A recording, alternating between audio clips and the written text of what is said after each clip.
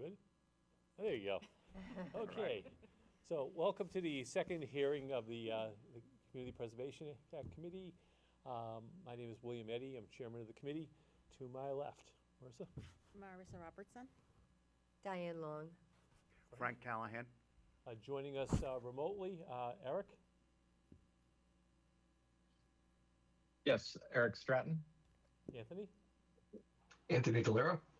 Lindsay. Lindsay Nystrom. Lindsay, you're going to probably have to move the volume up just a little bit. Okay. Thank you. And of course, joining us from our city side, and with great assistance, Jacqueline. Jacqueline Burmeister, Community Preservation Manager. And I believe joining us also from the city of Worcester is Paul. Paul, are you with us? Yes, I am. Good evening, Paul Morano, City of Worcester Economic Development Office. Terrific. So tonight is our second evening, as I mentioned, and how we'll proceed is Jacqueline will call your name at the project as you come up. When you get there, I'll ask you to introduce yourself and tell us what you think we need to know. And keep in mind, as you do that, we all have seen, we've all read your proposals. So don't read us your proposal. No filibustering up there tonight. We're going to try and do this in a couple hours, and we have 14 groups to get through. So what I'm hoping you can do is give us a couple minutes about something we should know about your project, and then the committee will ask you questions. And we were very appreciative of your putting an application in. We're very appreciative of all that you do for our community, and we look forward to hearing a little bit from you tonight. Everyone okay? Terrific. So first up, Jacqueline. Yeah, good evening through the chair. So for all the folks that are here tonight, thanks so much for coming out. We do have agendas in the back of the room if you want to follow through. I'm going to be going through in the order that they're listed there. I'll announce the name of the project and the organization that submitted the proposal and the amount that's being requested for CPA funds. A lot of times that amount doesn't reflect the total project cost, but just the request from CPA. If we could have a representative from the organization come up and speak, just announce who you are and how you're related to the organization. All right, so I guess without further ado, we can get going with Project A. So Project A is All Saints Episcopal Church Parish House window replacement. So this is a project by All Saints Episcopal Church in the Historic Resources category. The request is $264,842 to replace 85 windows in the All Saints Parish House with energy efficient windows as approved by the Worcester Historical Commission. Do we have a representative? Excellent.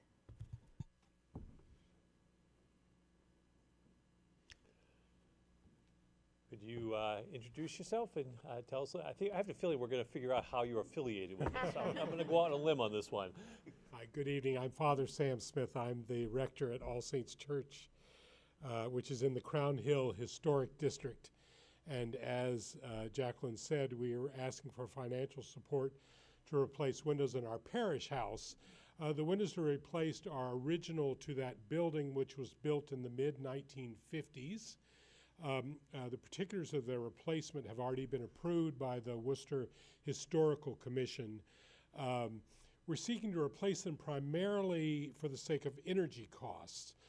The current windows are far from energy efficient. These are not stained glass windows. These are windows which are simply windows in the building, a building which was originally built when the church had 1,000 kids in a Sunday school which doesn't exist in that form anymore. But the building is used in very many ways by the community. We offer it not least through the use for many different community groups, offering that at below market or no cost to many other charitable organizations. And of course, as a church, we offer numerous services to those most in need in our community. That's how the building gets used, a four-story building. Our church operates always at a deficit. Our expenses outstrip our income always. So we're always looking for ways to curtail expenditures so that we continue to be sure that every dollar goes towards serving the community. That's the work we do.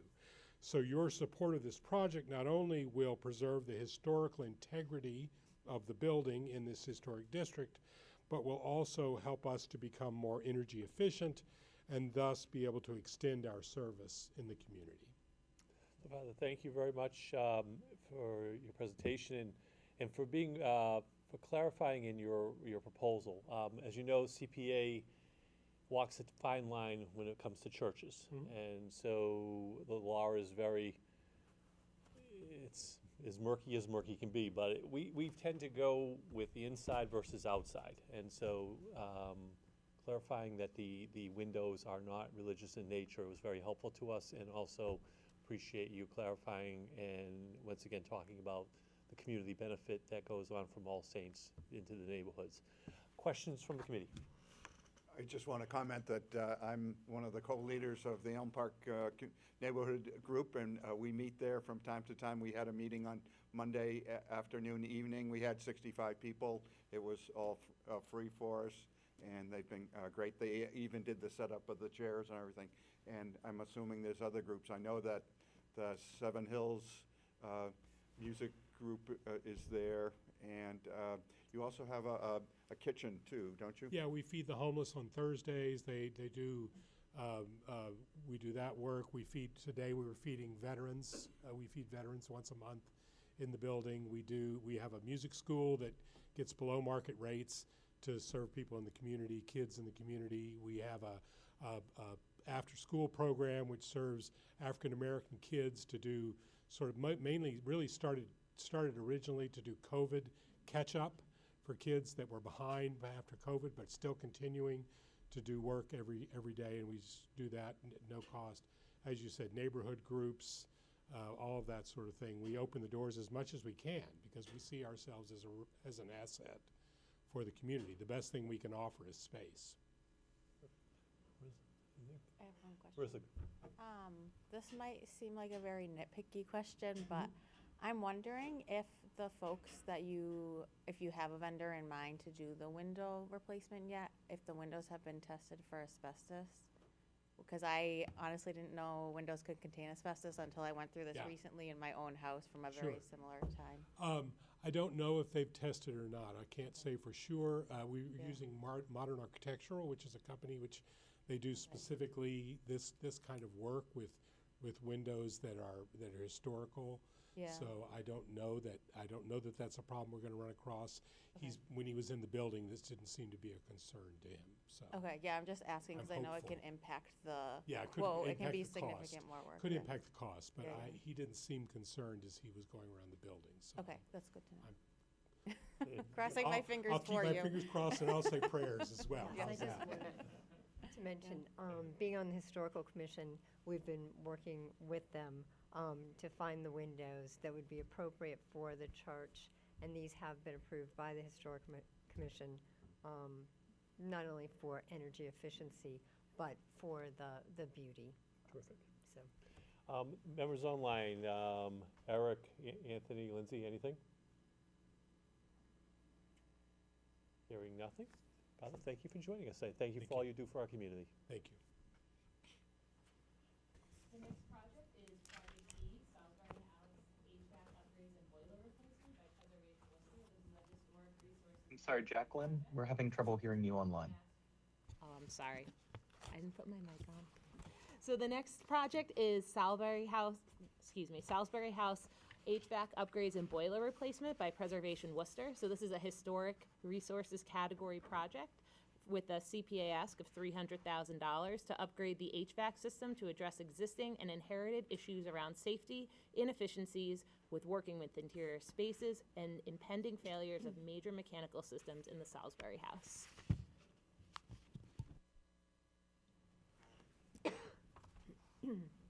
Good evening. Why don't you tell us who you are? Sure. My name is Patrick Maloney. I'm the Executive Director of Preservation Worcester. Joining me today is one of our board members and also the Chief Operating Officer of Fontaine Brothers Incorporated, a construction company, Mr. Joel Kent. Thank you for the opportunity to speak to you today. I do have a handout that just has a couple of photos that I'm gonna pass along there. For more than 50 years, Preservation Worcester has protected Worcester's historic resources through advocacy, education, and engagement, with projects including Mechanics Hall, Union Station, and the Crown Hill District. Preservation Worcester purchased and relocated to Salisbury House in 2022. It is among Worcester's most significant landmarks. Home to 2 generations of the Salisbury family, it played a central role in the city's cultural life during the industrial golden age. We are beginning urgent work to address safety concerns and failing mechanical systems. Further delays risk irreversible damage to the building's historic fabric. Deterioration to ceilings, windows, and decorative moldings is visible due to long-term underinvestment. Our restoration will deliver lasting cultural, educational, and economic benefits. As a publicly accessible historic site, the house hosts events and educational programming. We've calculated close to 4,000 people attend a Preservation Worcester event every year. Several hundred are children under the age of 18. Most of these events take place in the house, with just over 50% being free of charge and open to the public. To meet the total cost of the HVAC upgrades and boiler replacement project, CPA funding is crucial and will work in tandem with our own fundraising efforts. I'm going to have Joel Kent talk to you about further project details, but thank you for your consideration. So this project is a project that's probably about 5 years in the making from my perspective. So before Preservation Worcester bought the Salisbury House, my firm went in and did a full building assessment and assessed what are the long-term needs of the building, what are the right now needs, the critical needs. The boiler was top of the list for us on this thing needs to be replaced, and it's just a critical need for the building, of course. So we brought in a mechanical engineer probably 3 years ago now to do a full assessment of the building, all the systems. We cut out sections of the existing pipe to do a full analysis on the pipe to see if we could reuse the pipe that's there. And what we ended up with is we can use all of the existing piping in the building, and we really reduced down the scope of this to provide new equipment with full efficiency, but also reusing and avoiding a lot of disturbance around the building. And we've got pricing from J.J. Buffaro and Seneca Electric ready to go on the project. We've donated our services for managing the project and all the general contracting that will be required with it. So it's really, we're ready to go on it, and it's just a urgent need for the building and for Preservation Worcester and for the future of the building, but it's ready to go otherwise. Terrific. I appreciated the detail in the proposal that talked about the community benefit that goes from this building, and also the match, and the need for the project. Appreciate the detail. Questions from the committee? I just want to comment that I'm a docent for Preservation Worcester, and I did a presentation around Christmas time, and you coordinated it with the Museum of Worcester for the Salisbury Mansion, which is across the little campus. They also have a room called the Parkview Room on Park Avenue, and for instance, they had a neighborhood meeting there recently about Elm Park, and that type of thing. So it's another community resource that they have. Thank you. Thank you. Diane? Marissa? Online members, Eric, Anthony, Lindsay, anything? Hearing none. Patrick, thank you for all the preservation Worcester does for Worcester. Thank you, Appreciate it. Mr. Eddy. I appreciate it. You have a good evening. Thank you, committee members. The next project is Project C, Historic Armory Roof and Masonry Restoration Phase 2. This is a project by Veterans Inc. in the Historic Resources category.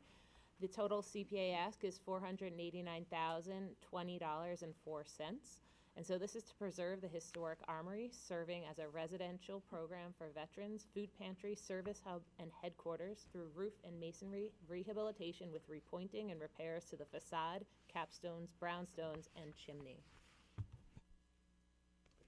Sally, please tell us who you are. Well, good evening. I'm AJ Mercier. I'm the Director of Strategic Initiatives, and I'm here representing Veterans Inc. Our president, Vin Peroni, apologizes he could not be here with us tonight. But thank you for this opportunity to return and for your continued consideration of Veterans Inc. for CPA funding. Last year, this committee awarded Veterans Inc. funding for the first phase of a comprehensive masonry and roof preservation project at our 137-year-old historic armory building located at 69 Grove Street, covering the east and south facades and the southern armory roof. We are excited about this opportunity, and we're very much looking forward to completing the project. Tonight, we are requesting funding for the second phase of this same project, masonry restoration on the west and north facades, along with replacement of the north annex roof. This request is not a separate or unrelated improvement, but for the completion of a single coordinated preservation effort, addressing all 4 facades of the building, both roofs together, ensures the integrity of the building envelope, prevents water infiltration, and protects the public investment being made through CPA funding. These repairs are essential to the long-term preservation of this historic structure. Within the bricks and mortar, this building serves a vital role in our community. As you're aware, Veterans Inc. provides housing, employment support, behavioral health services, case management, food and clothing, emergency assistance to veterans experiencing difficult times. Every day, veterans walk through the doors of this historic armory seeking stability, dignity, and a path forward. Actually, Veterans Inc. serves over 3,500 Massachusetts residents from this one-stop service center and supports statewide programs that collectively serve more than 6,000 veterans and their family members. Not to mention our popular events like Stand Down, Holiday Harvest, Veterans Day Breakfast, and the Coat and Gift Giving Project, which serves thousands of veterans and their families from this location as well. Preserving the armory ensures that these services can continue in a safe, stable, and respectful environment for the men and women who have served our country. By investing in this building, you are investing in the continued stability of veterans and their families right here in Worcester and far beyond. Tens of thousands of Massachusetts men and women processed through this Worcester Armory building and then went to serve in World War I, World War II, Vietnam, and Korea. This armory stands as a memorial to their honor, courage, and commitment. We are grateful for your past support and respectfully ask for your partnership once again to complete this important work to ensure that the entire project gets completed. Thank you very much for your time and consideration. Thank you, AJ, for all that you do for our veterans here in our community. Clearly, you meet 2 of our 3 criteria, 3 of our areas in housing and in historical pres. My question to you is I think you addressed it a bit. This is the second go-round for us on the roof, and I believe you used the phrase second phase. Is it the second of 2 phases, or is this the second of more phases to come? And also, can you talk to us about the timing? So I know through no fault of your own, the first phase, I believe, has not yet commenced, or has it commenced? Please correct me if I'm wrong, in terms of using our money from the first phase. I don't believe it's begun because we've been having contract issues. That's correct. But talk to me about how the second phase, if this is the second and ending phase, talk to me about the timing of when this is going to commence, when it's going to be completed. Can you do both phases together, or is this a staggered project? When is this going to go? That's a great question, and thank you for that question. So we had originally planned to separate the phases, split it up, and do 2 of the facades first, mainly the ones that were public facing, and then in the second phase do the 2 facades completing the building complex in the second phase. Now that the first funding has been delayed, it might be financially prudent to do the whole project at once. And that goes with the logistics of getting the contractors there and doing the project all at one time. So, does that answer your question about? This is one of the two questions. The second question, is this the second phase of 2, or is there a third phase of this is roof? it. This would complete all 4 sides of the building and both roofs. You've answered the question. Thank you very much. Questions from the committee? If, we've got a lot of applicants for historic preservation, is it possible that you could do split up this ask and do one of the roofs, say the north side only, and not do 3 or 4 sides on the second phase? Is that a possibility? Sure, great question. And that was our intent by splitting it up, having the first ask last year for the first roof and 2 facades. And this time's ask are the remaining 2 sides and the other roof. So in essence, it was split. Does that answer your question? I was thinking that maybe you could do the one that we've made the grant for funding for, and then rather than do the whole $400,000, say if we were able to grant you $200,000, is it possible that you could do a little bit more of the building complex with that, or not? Do you know? We could be creative and figure out how to use whatever funding that the committee decides to allot. Yeah. Diane, Marissa? Online members, Eric, Anthony, Lindsay, anyone? Yes, a couple questions related to this, and I think that committee member Callahan kind of got into some of this as well. Looking back at your initial submission during our spring pilot application phase, you gave us 3 projects. And as I understood those, Project A was kind of the whole shebang, Project B was part, and Project C was part. And what I'm trying to, I guess, wrap my head around here, previously, if I recall correctly, I think it was Project B that we had agreed to fund, meaning that, as I understand it, Project C would be the remainder. But Project C, the previous ask from the CPA was $247,000 approximately, whereas the total for that project would be around $500,000. And it seems like the ask here is, effectively for a larger ask to cover the same project. So I'm trying to understand the shift there in terms of, it seems like there's less of a match now coming from Veterans Inc. for this specific project. I seem to recall the original ask was in the 700 range. Do you have the? I think the 700 was for Project A, which was the whole shebang. Okay. Project B was about 273, and Project C was, I think, 247. I'm just trying to make sure I'm understanding this properly. So how much, Jacqueline, do you know how much we gave in the first round? Through the chair, it was approximately 273 or 75. So am I understanding correctly? I'm just trying to kind of piggyback on Eric's question. The 273, and tonight you're asking for 459.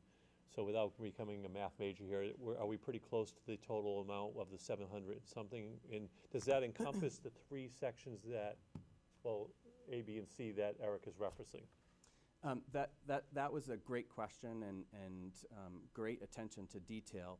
The price of the total project went up. I had to go back to the people who had quoted us initially, and material has gone up since they initially quoted us, and so we had to adjust our ask to accommodate the increase in prices. So that's why the total went up a little bit more. The total veterans contribution between both phases of this project is $338,585, and that is a contribution of over 30%. Okay, and that kind of answers, I think, one of the questions I had. I think the follow-up to this is, I think that, as committee member Callahan had kind of mentioned as well, we have a lot of historic preservation asks coming in this particular funding cycle. And I think that the question that sort of has been asked, but I'm going to reiterate it, is do you think that with, if the funding were not able to meet that total amount, would you still be able to proceed with part of this project, whether that is, a half of it or a quarter? I understand the efficiency of having a contractor out at one time to try and get all of the project done at once, and I certainly appreciate the efforts there to sort of coordinate work and minimize redundancy. But I think that, we have to be mindful that we have a number of projects coming in and unfortunately, limited funds. So I'm trying to sort of wrap my head around some of that when we're looking at all of our projects. So I'm trying to sort of understand, do you think this is a project that could potentially be scaled down if needed? Thank you for that question, and I believe we could work with the vendors to change the scope of the project to allot with what's given to Veterans Inc. So I think also, Thank you. If I'm interpreting correctly, what both of you were asking is, you were originally going to do this in 2 shifts. If necessary, could you still do it in 2 shifts where there's something done this year with the funding from last spring and then funding that you get if you were to receive it now, and then receive it in a third, round of funding? Sure, I think we could get creative if that means doing 3 facades of the building instead of 4, if that means putting off one of the roofs, we could make changes. Okay. Anthony or Lindsay? Hearing none. Thank you, AJ. Appreciate you coming here. Thank you very for all much. you do. So our next project is Back to the Balcony, Saving Worcester's Oldest Theater by the Worcester Olympia Foundation. This is a historic resources category project with a total ask of $745,671 to save a historical theater in a historical district to bring the communal cinema experience and more back to the community. Hello there. Why don't you introduce yourself? Addison Kahali, representing the Worcester Olympia Theater Foundation. Again, my name is Addison Kahali, and my family and I are lifelong residents of Worcester, and we love the city. So together we formed the nonprofit, the Worcester Olympia Theater Foundation, also known as WU Theater. Our mission is clear. It's not mission impossible. It's mission save Worcester's oldest theater. This theater is located in the historic Lower Pleasant Street district, and it's the last surviving row of Victorian-era downtown buildings. Not only is it in this historic district, but it is also architecturally significant. It was built in 1891 by architects Cutting and Forbush, and the theater is unmatched, unique, and it's irreplaceable. If we were to lose this theater, we would not be able to replace it.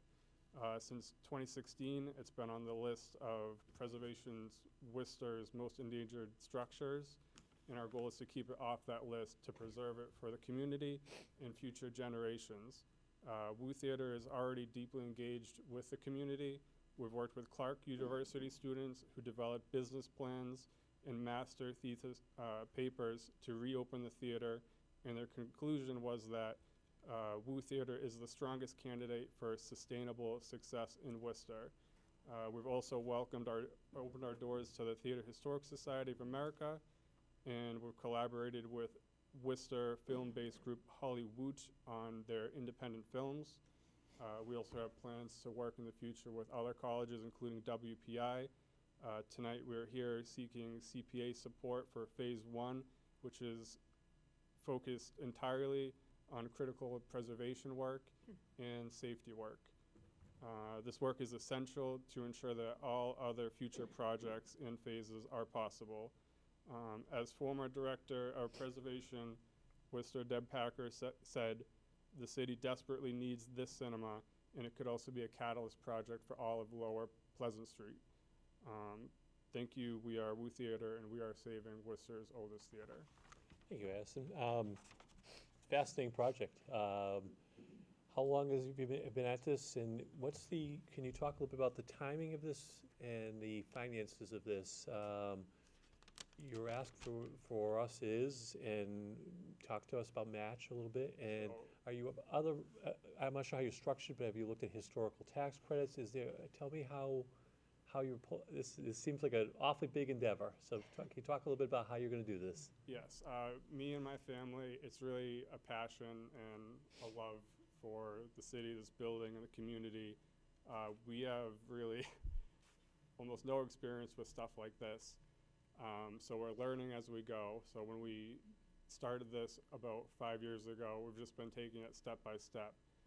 We do have letters of engagement from 2 different professional fundraisers, and we do need some of this CPA money to get us to the next step, which is being in the position to get grants for historical tax credits, and we also have a proposal from an expert in that field as well. Okay. And we're willing to, we've all signed letters of financial commitment to do whatever we can financially to keep this project going, and we've already invested heavily in the building. And just a quick follow-up is, if the CPA were to give you this money, talk about the timing of what, how you'd be spending this and what kind of time frame you're looking at.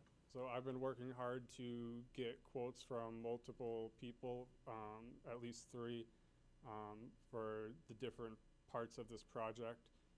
So I'm hoping that we can be ready to go as soon as funds are available in early March, or when they are available. Other members of the committee? I just want to start off with a comment. It's kind of an embarrassing situation. The city of Worcester doesn't have a movie theater these days. We're the second largest city in New England, don't have a movie theater. One of your ideas is to have it as a kind of the Elm Draft House in Millbury and Exactly. and have events like that. So hopefully you can pull it off. I'll ask the same question I asked of the previous presenter with the question if we couldn't do all of what you're asking for, is there a smaller amount that you could receive and work on a specific part to what you're looking for? Yes, there's 2 main things, I think, in this request that need to get addressed immediately, which is the roof and some of the structure in the basement. So we could work with you to come to an agreement on what needs to get done immediately and what can get pushed to phase 2 or phase 3. Marissa? I think this project is really cool, and I love going to the movies. So when I saw this, I was like, yeah. But I was wondering, so you were saying like this is your first kind of endeavor into something like this. And I was wondering if there is the potential, or maybe this is something that's already happening, for you to partner with like an organization or somebody who has done this kind of work, who can like kind of mentor you and help you through such a giant undertaking. Yeah, so we've talked to a lot of people, Preservation Worcester being one of them. We've talked to the architects from like the Hanover Theater. So we're gonna be working with people who know a lot more than I do about this kind of stuff. Awesome, thank you. Okay, you okay?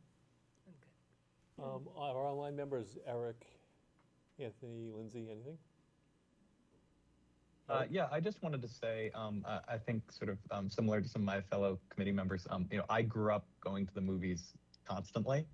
When I saw this project and read through it, and I went to your webpage that you've created, this looks like a really fascinating project in terms of both the potential it has to not only restore this theater in our downtown, but also to bring what I think is a desperately needed resource to our city. I think similar to some of my fellow committee members, I think that, again, with some of these large asks we see coming in, it is always helpful when we can see those broken down into pieces, because we may say, great, do part 1 and come back to us.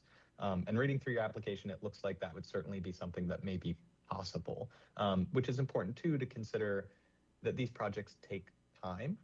meaning that by the time you do that first portion of the project, that perhaps the second part of the project, if this gets funded, would then be kind of ready to get queued up and submitted for the next round. So, I look forward to seeing where this one goes, and I wish you all the best of luck. It's really fascinating to see.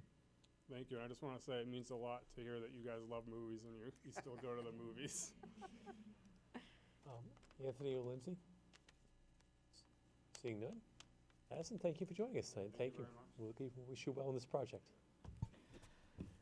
So our next project is Project E, Timothy Payne House by the National Society of the Daughters of the American Revolution, Colonel Timothy Bigelow chapter. So this is a historic resources category with a total ask of $109,820, and this is to restore and preserve the historic Timothy Payne House, one of Worcester's oldest homes, established around 1774. Good evening. Welcome. Good evening. Why don't you Thank introduce yourself? Thank you very much for this opportunity. I'm Carla Moore. This is Elaine Gardella. We're members of the board representing the Colonel Timothy Bigelow chapter, Daughters of the American Revolution. And our chapter does own the Timothy Payne House, one of the oldest buildings in Worcester, on its original foundation. When the last of the Payne family left the house in the 1800s, it fell into disrepair. Animals were living inside the house. The daughters bought it in 1914 and pledged to restore it and maintain it and preserve its history for future generations. For more than 100 years, our chapter has fulfilled this mission and maintained it primarily by the funding of our own members. The home is important not just because of its age and architecture, but because of the history it represents. 1774 was a big year for Worcester. The Worcester Revolution happened, and Timothy Payne was part of that. And people who come to the house for an open house tour hear the story of how the Tories were marched down Main Street and forced to resign their positions by the British government. And we overturned British rule without a shot being fired in 1774. That was also the year that Colonel Timothy Bigelow, who at the time was a blacksmith, was sent to represent our city in the First Provincial Congress, and he read Worcester's Declaration of Independence from the British nearly 2 years before July 4th, 1776. These are the stories that live inside the Timothy Payne House. There are artifacts too numerous to mention here and too many stories to tell. If you want to hear more, stop by. We have a lot of public open houses, and we're happy to talk about it. We open our doors to other organizations to have meetings, and we invite the public in on these public open houses at no charge. But maintaining a 250-year-old home definitely has its challenges. And we have been fortunate to have Elaine Gardella here, who has shepherded us through many of these extensive renovations in the past. We could not be in better hands, and I will let her tell you more about that. Okay, thank you. So the grant that we applied for, the amount 109, is a 6-component project. And we would like to request to withdraw at this point in time 2 of those components, the HVAC system as well as the exterior painting. We need to revisit that there may be some structural issues rather than just painting over existing wood, and we need to revisit the appropriateness of an HVAC system, which would include putting in the venting systems, which may or may not be appropriate to a historic house. That will bring the ask down to $29,560, with the intent that we would come back to the CPA for the fall grant opening when that occurs. In terms of the timing of the repairs that we now have for this grant, there's a regrading of the driveway to divert rainwater runoff from the north sloping side away down towards Payne Street, away from the house, an electrical upgrade that's much needed, glass pane repairs, over 24 pieces of glass pane that are chipped or cracked. And then also we're looking at a sagging ceiling with some cracks in it in a historic breakfast room. So that's what we're looking for right now. The Worcester chapter of the Daughters of the American Revolution has collaborated in recent years with the Preservation Worcester, Museum of Worcester, American Antiquarian Society, Worcester Art Museum, Also Worcester State University, we had students come in and they developed some historic plays there. And nationally, American Battlefield Trust, we hosted a 12-panel exhibit for 3 weeks with them, and the American Friends of Lafayette. So we're very active in the community. This is a truly unique structure. And again, in terms of experience, the board will serve as the project manager. I'm usually the point person on our previous renovations. We, in 2023, renovated the entire facade, east-facing facade on Lincoln Street, which included brand-new handcrafted balustrade, brand-new columns on the front porch there, as well as replacement of the clapboard and shutter repair. So if you drive by 140 Lincoln Street now, you can see all of those improvements. I'm also serve on the board of Preservation Worcester, so we do consult with them in terms of advice for historic restoration as well. So you're in good hands with that. And then finally, around 2018-19, we did replace the roof completely with Raymond James Simoncini, local, and also the chimney, the historic chimney was rebuilt, and another one repointed. So we've invested quite a bit into the house really in the past 8 years, just regarding those particular things we did. So any questions? Carla, Elaine, thank you very much. We do hear some fascinating things. Last night we heard historical about Robert Goddard, and tonight we hear about Timothy Payne and the 1774. So just to clarify, tonight you are not asking for 109,000. That You is are correct. asking for 29,000. Is that It's like if I did 29,000? my math right, 29,560, because I'm removing 2 big components from the original grant. Want to make this easy and just say 30,000? You can just say 30,000. Okay, make life simple here. Okay, thank you very much for that clarification. Members of the committee. I did take the tour with Preservation Worcester docents back in December, so I've seen the house and everything else like that. Wonderful. One question I have is, you had a list of different vendors, plumber, electrician, and I just was thinking about the logistics of that. You have to get 3 quotes according to the guidelines of Yes. making the bid. Is there a way to simplify the process so that you can meet what they're looking for from the city? I mean, we will put those bids out so that we ensure for the taxpayers in the city of Worcester that we're doing our due diligence in terms of making sure that the quotes that we have Okay. are in a fair. So we will do that. There's no Okay. problem with that. So it We- might be like 3 quotes from the electrician and 3 quotes from the. Exactly. We're okay. prepared to do that, yes. Okay. Okay. Good. Any other questions? Online members, Eric, Anthony, Lindsay. The only comment I have on this is I appreciate your application, including information about the work that you have done and the funding that you've put into restoring this historic resource. So thank you for that. Thank you. Thank you. Thank you for your efforts. Thank you. Appreciate it.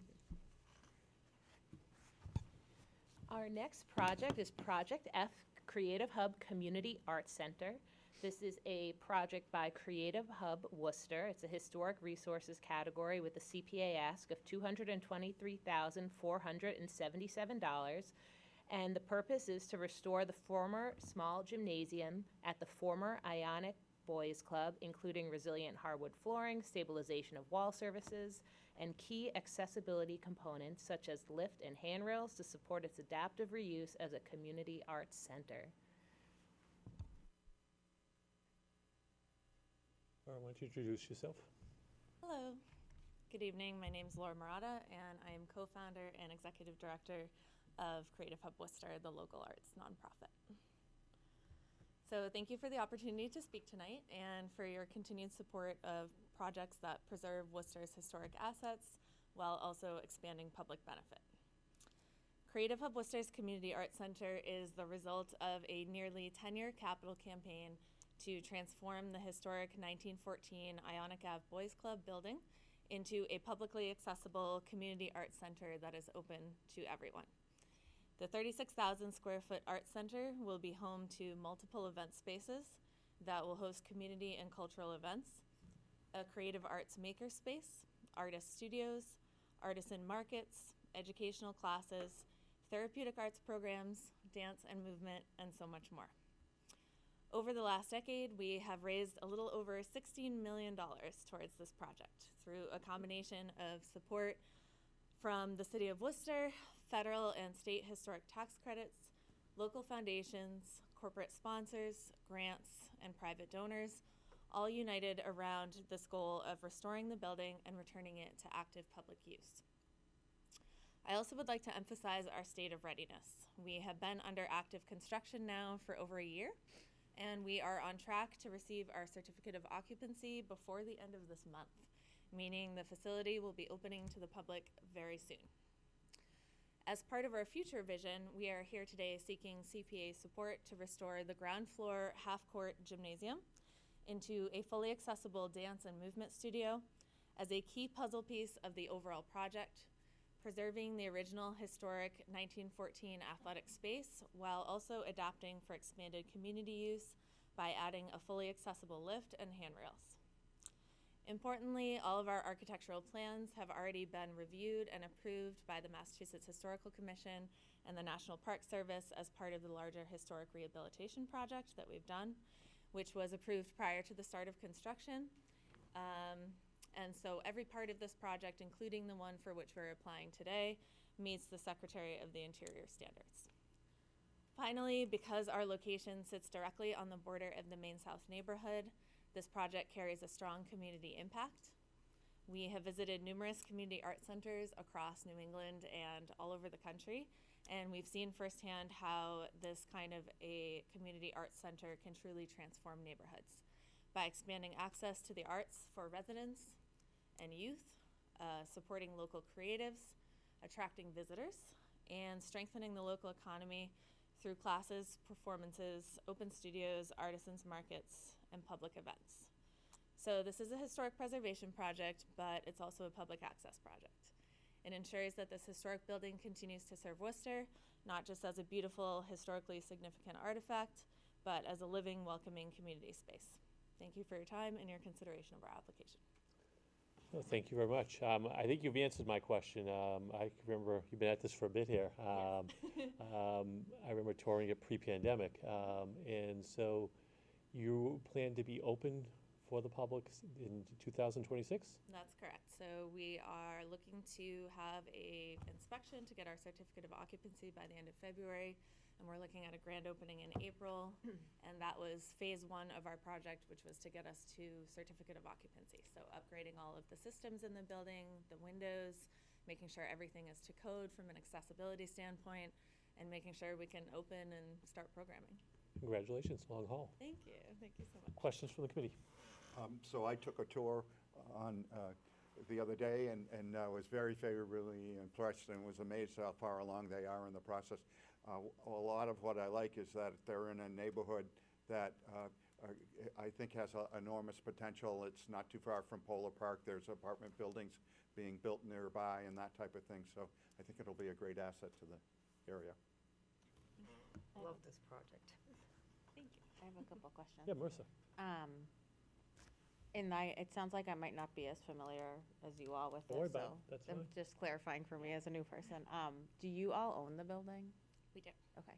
And then I was just wondering, when it opens to the public, what you're envisioning for how folks will access it. Like, is it a paid or membership structure, or is it like some things free and open to the public? Yeah, so there'll be a lot of free and open to the public community events. There'll also be classes.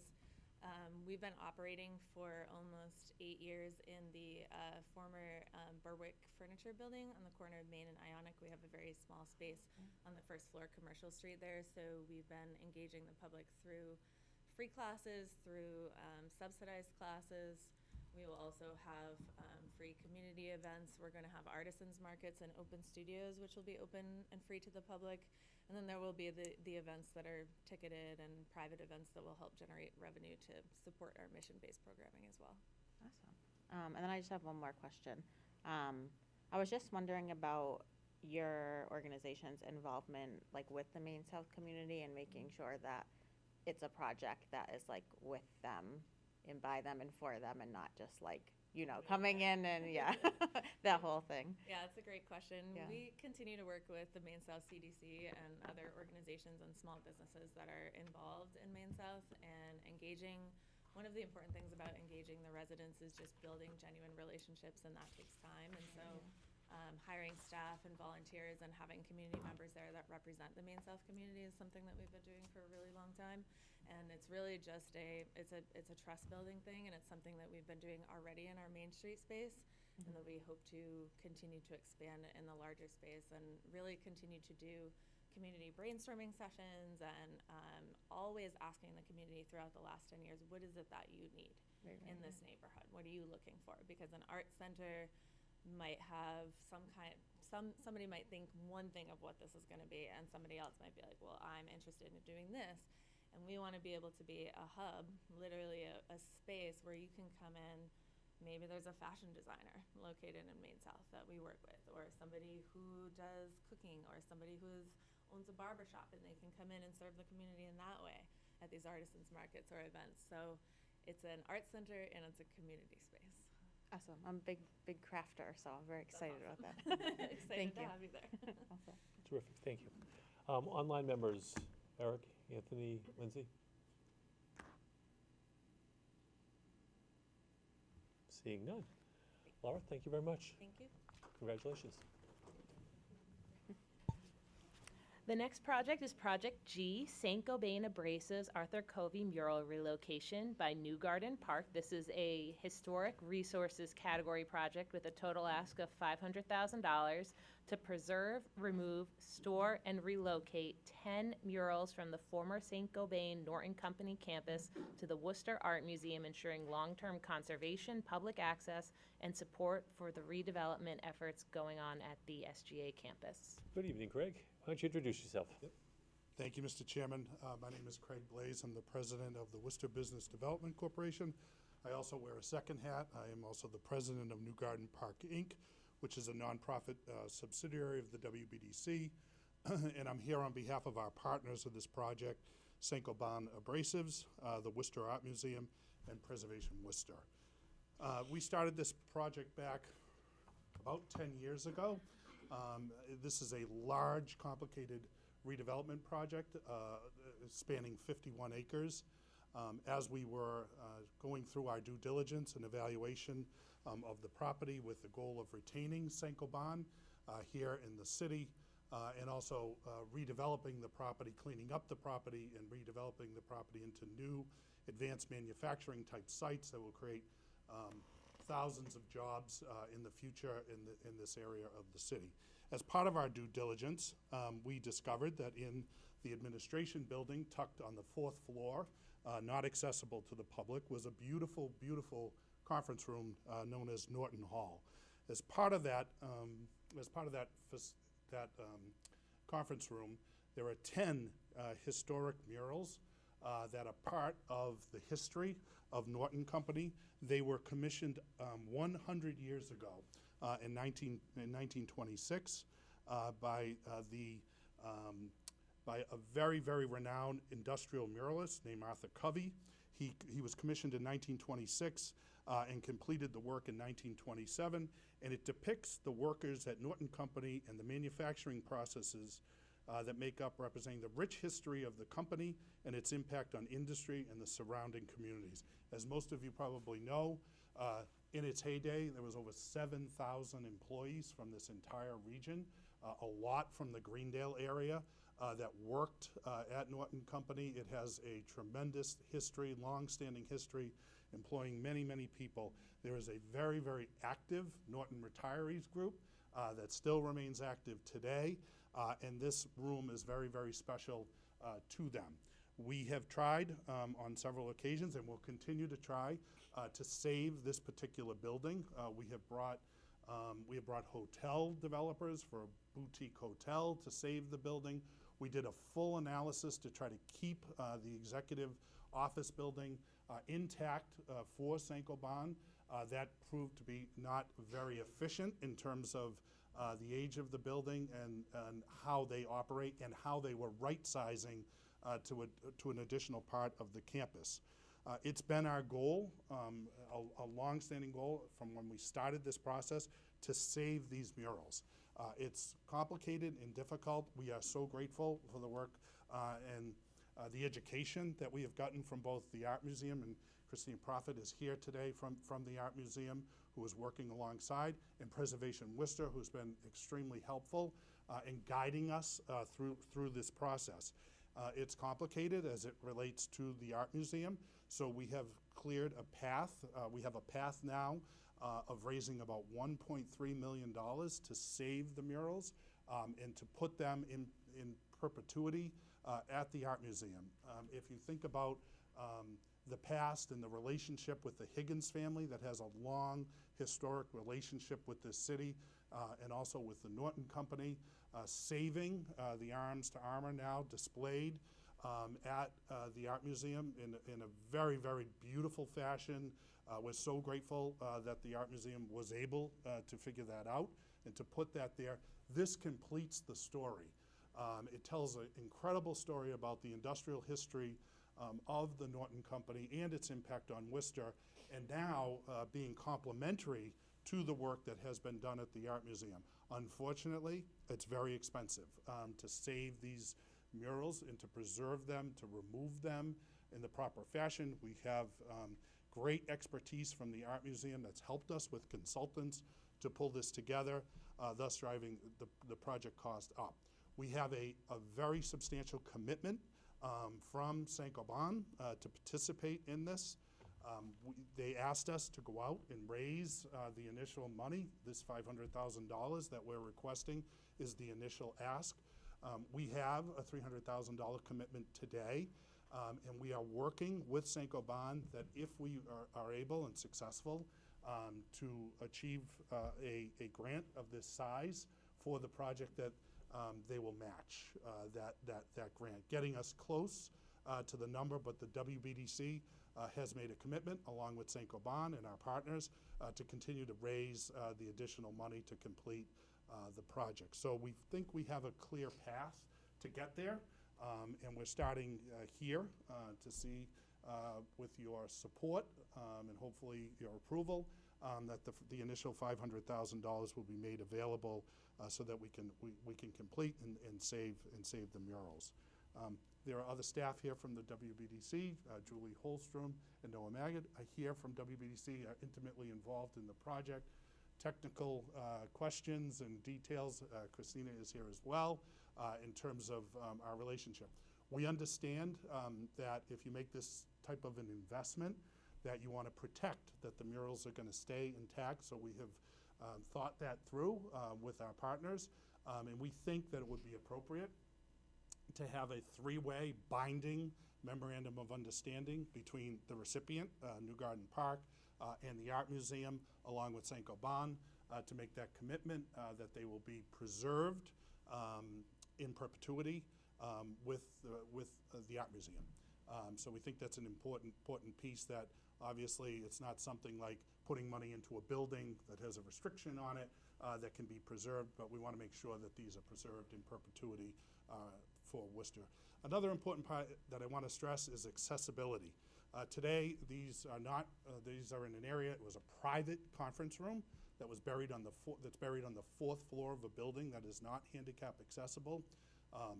It would be very difficult to renovate that building in a major way and be able to preserve these in that room. And so we started on a path of trying to do that, but now we're at the point where we realize that that is probably not possible, and it will also prevent, in a reuse, could prevent public accessibility to see these. These should be out in display and be able to be accessible for the public to see our rich history of industrial and manufacturing here in the city, and the long-standing commitment and history of the Norton Company and what they did for this city. Be glad to answer any questions. Thank you, Craig, and congratulations on the Green Tech project, an important one for the city over there. Unlike other members of the committee, I had never seen the murals until yesterday, and it was at an event that the governor was in Worcester. And I would say that everyone from the governor on down who referenced them was stunning to see the size and the how wonderful these murals are. Good luck to however you do this to get them out. I couldn't figure it out as I looked at it of how these are going to be moved. But I guess my question through you, Craig, is to the Worcester Art Museum is, what is the plan for these beautiful murals if they ultimately get over to the Art Museum? And how will the public see them?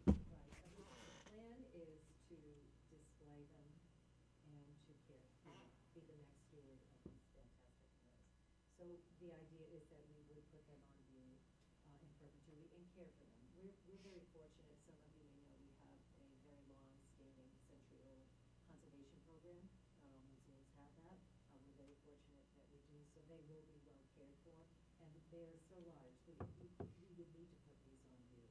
And to, create greater accessibility, as you said, we have over 100,000 people that come through the doors of the museum, including every fourth grader for Worcester Public Schools, to make this really as accessible as possible.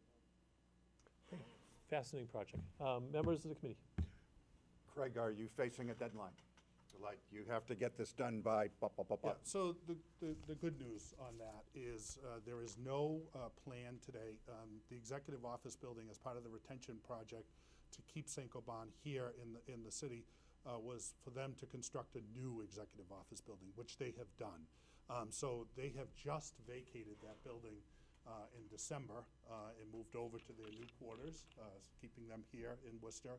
And so now we've struck an agreement with Saint-Gobain to continue to heat the building, which is extremely, extremely important.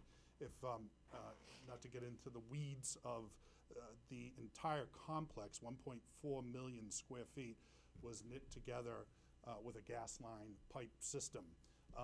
Not a very efficient system, so we were able to connect this particular building with the new modern power plant that Saint-Gobain has invested in on the other side of the property where they're right-sizing. So the good news is we're not under the gun right now. We are still continuing to try to evaluate to save the building, to save the building. But even if we save the building, we think this is a better alternative for the display and accessibility of the future, because it most likely would be a private use. And if they agreed to save, they would be located on the 4th floor, tucked away in an area that is not really accessible to the public. So there might be the possibility that we could give you a chunk now, and maybe you could go to the next round and we could give you another chunk at that point, something along those lines. What we are trying to do is, as I said, establish the match for Saint-Gobain, so we can go back and say, look, we really want to put this over the top, and so that's why we were seeking the amount that we were asking. Saint-Gobain, in terms of their commitment, they understand the importance of these. They have been great to the Norton retirees, but they are Saint-Gobain, they're not Norton. So we're grateful. And they also have played, I should point out that they have played a substantial role with their donation to not just leave the site. They donated the property, the 51 acres, to the WBDC, and they have also contributed $12 million towards the redevelopment of the site. So they have been good community partners and have, again, pledged that they would continue to work to do this. So I guess the direct answer, it would be great if we could get the 500 up front so that we could get the match, complete the fundraising, and get the project going. We do want on a little bit of a timeline with the Art Museum too. We don't want to hang them on because they have space and they have needs in the future as well. Diane? Marissa? Our online members, Eric, Anthony, and Lindsay? Seeing none. Craig, thank you very much. you. Congratulations on the project. Oh, and I want to thank you for the commitment to the park last year, to the dedication area at the Reactory. We broke ground on the project, and as soon as this snow goes away, we're going to be under construction to get the trailhead, to get the park completed, and it was a beautiful dedication ceremony to Dr. Goldsberry and Dr. Simons for the park, and Gary Vecchio as well. I had the pleasure to join you that day. It was very nice. Thank you. So the next project is Project H, Stronger Starts Worcester District-Wide Playground Initiative. So this is by the Worcester Public Schools District. This is an open space and outdoor recreation category project with a total ask of $1,652,201.69 to create, preserve, rehabilitate playgrounds at 9 schools across the city. These improvements will enhance safe, accessible recreation spaces that serve both the schools and the community. Terrific. Welcome. I want you to introduce yourselves. Absolutely. My name is Patrick Barry. I'm with the Worcester Public Schools Facilities Department. Ethan Brown with the Worcester Public Schools Grants Office. All right, so just to give you a rundown on this, tonight I'm presenting the Stronger Starts Worcester District-Wide Playground Initiative on behalf of Worcester Public Schools. So in our application, we are requesting $1.65 million of CPA funding, and that would be combined with $500,000 contributed by the Worcester Public Schools Facilities Capital Fund. Let me see. So that's going to leave us with a total of $2.15 million for playground repairs for the city. We'd also be renovating several other playgrounds. So Worcester Public Schools currently has limited funding to support these much-needed new playground builds and renovations. CPA funding support will allow us to address this project as one project. This initiative has been started to help booster our current effort to provide ample play space to schools with dilapidated, limited, and/or no outdoor playground areas. As stated in our application, we have prioritized these schools with the highest need in our district. Taking into consideration the funding reach of the CPA, we can prioritize schools even further, identifying a few schools with the highest need and spreading the work over several years with the approval and direction from the CPA committee. We have identified Belmont Elementary, Quincy Elementary, and University Park Campus School as our highest priority schools. For these projects, we met with designers, sales reps, and contractors where we developed site plans, 3D renderings, and budgetary numbers by seeking multiple quotes for each project. So the first project we're looking at is the Belmont Street Playground construction. All right, this one CPA would be asked to contribute $252,727. Capital Fund would contribute $142,540. So Belmont Street Elementary School currently has an attendance of 600 students. Their play area consists of a set of monkey bars and 4 animal-themed rockers. What we would propose is to install a brand new playground. This would support 91 users at any time. And it would include features that allow climbing, sliding, springing, spinning, and swinging. All units installed will be placed within a 4,333 square foot poured-in-place rubber surface, which would meet all ADA accessibility standards. The second project is at Quincy Elementary School, and that would be a repair of the surfacing. So that school currently has 709 students in attendance. They currently have a wide variety of play equipment that our facilities department has worked on over the last year to replace items including failed railings, broken activity panels, and various missing hardware. Unfortunately, the poured-in-place rubber surface is beyond repair at this point. This project would have 4,642 square feet of deteriorated surfacing removed and replaced with brand new surfacing. By replacing the surfacing, we would be able to get many more years of play out of this area. The third project on our list is the University Park Campus School basketball court. That would be an outdoor basketball court. CPA would contribute $26,300, and the Capital Fund would contribute $18,752. So UPCS is a high school with an attendance of 224 students. While most of their outdoor area is consumed by parking, they do have an area currently occupied by an old basketball hoop and an area of broken asphalt.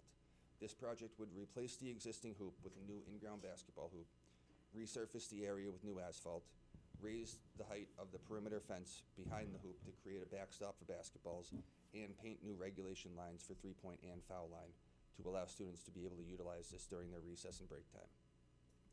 While only part of our current initiative, these 3 projects would have a strong positive impact not only on the students in the schools, but of their respective neighborhoods as a whole, as they can be utilized on off hours and weekends.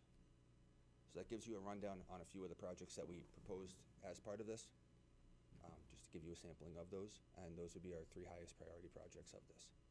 Thank you, Patrick. So several clarifying questions here, and then I guess a policy question, I guess.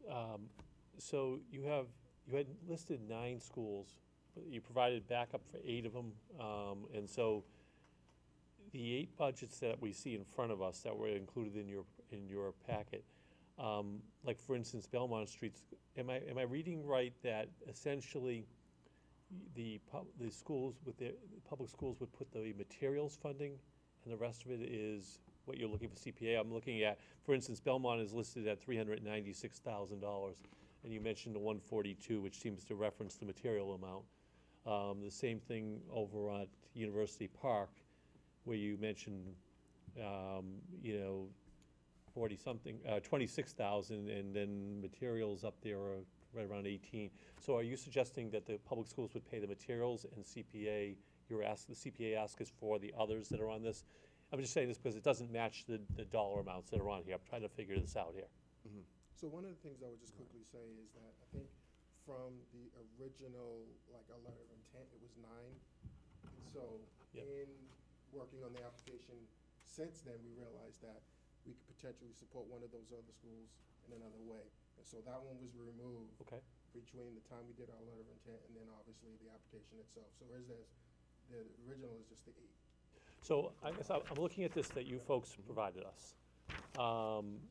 And I'm hoping that in the coming 24 to 48 hours, that you can provide us a clear and concise what the ask is for us on these 3 priority schools, and what, you know, if it's as simple as you're paying the materials and everything else in the line items on there is what the CPA ask is, great. We can work a calculator as well as anybody else. But if it's not, we're just trying to, at least for me, right now, I get the priority projects. I have no idea what you're asking us to pay for right now. So if you could kind of clarify this a bit, at least for me, that'd be very helpful. Maybe I'm the only one that's confused on this. So wouldn't be the first time. So That's okay, and in putting the spreadsheet together, it made it the cleanest to just put that one in as a line item, assigning it to facilities. So are you Public I guess what schools. I'm asking is, are you suggesting, am I reading this right, that the public school match is paying for the materials, and then the other line items inside each, you know, the University Park has 1, 2, 3, 5 line items in there.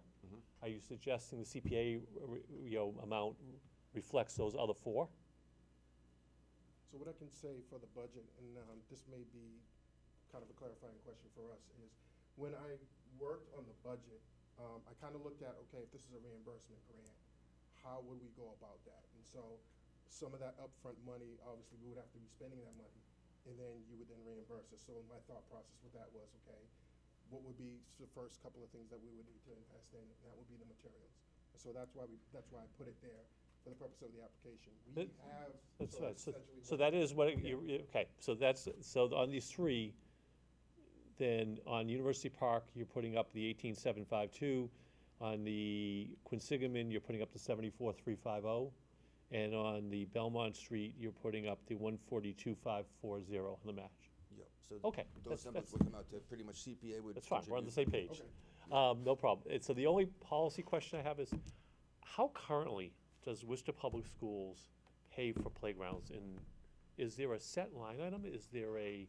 There is not, no. There is not. The most recent playground build was at Jacob Hyatt. Yep. So we installed a playground back there for $230,000. That was all funded by a community block grant. Okay. And these playgrounds are not locked, they are open for the neighborhood beyond the children that are in the school? In rare instances, sometimes they're inside a courtyard of a school. Yep. But that's only a handful of schools.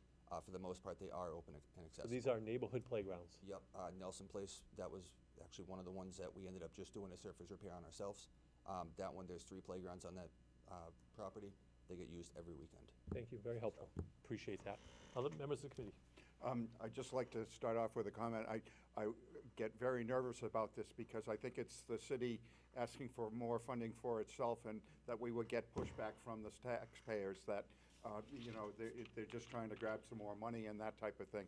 So what my idea was that maybe you could work with Working for Worcester and United Way in order to do some of the projects. I know they've done playgrounds in the past and everything, and I think they're headed in that direction.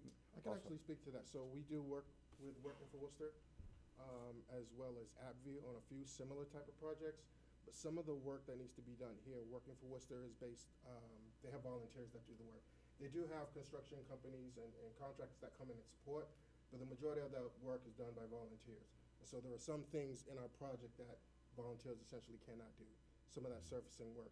So we actually do have a number of schools that we partner with Working for Worcester to do some of that, some of the lighter stuff, some of the landscaping, installation of, putting in some of the smaller playground pieces. But a lot of this work requires a skilled hand. And so Working for Worcester, in addition to the work that they've done, we kind of looked at what can Working for Worcester do for us, and then how we can kind of support these other priority schools as well. So we do partner with them. We are working with them. There are several schools that are actually not on this list that are scheduled to have some work done by Working for Worcester, but these are kind of those priority ones that require a little bit skilled hand. Are there any other organizations that are support organizations for the schools? For instance, the Parks Department has, you know, Little Leagues and the Green Hill Park Coalition, that type of thing. Does the school have anything comparable? So the school, we don't have anything comparable to that. We do, from the grants office, I do look for a number of opportunities that support that type of work. Another example, I'm working on a grant right now, it's Play Ball. So it allows middle school kids to have sports teams, and so as a part of that, we get some funding for equipment. We don't necessarily we may get a little bit of funding to help with the fields. So we do, from the grants perspective, look for opportunities, look for ways. We partner with AbbVie to do some of the STEM work inside. So we're always looking for different funding sources to kind of support this, and so that's what we've done. That's one of the things that we've done to kind of say, okay, how can we look at some of these lower level schools? And I don't mean lower level as if they're not important, but lower level as far as cost, as far as the lower level work that needs to be done, and then separate those from what you have here on the list.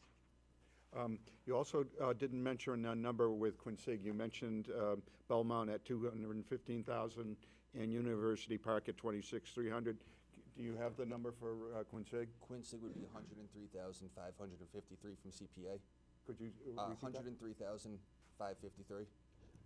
Could you actually repeat all three numbers? Yeah, absolutely. So Belmont Street, CPA would contribute 252,700. 52? 252. Yep, 252. What's the next three? 215 or 252? 252. 252. 252. Yep. 252. 727. 727, thank you. Yep, Capital Fund would contribute 142. Yep. 554, or 540. And the third one at? University Park at 26,300. Yep, 26.3, and then Capital Fund would contribute 18,752. And then Quincy is 103 something? 103,553. Yep. CPA funding. Yep, and then Capital Fund would be 74,350. So all told, you're looking for roughly around 355? 383. 383, okay. 580.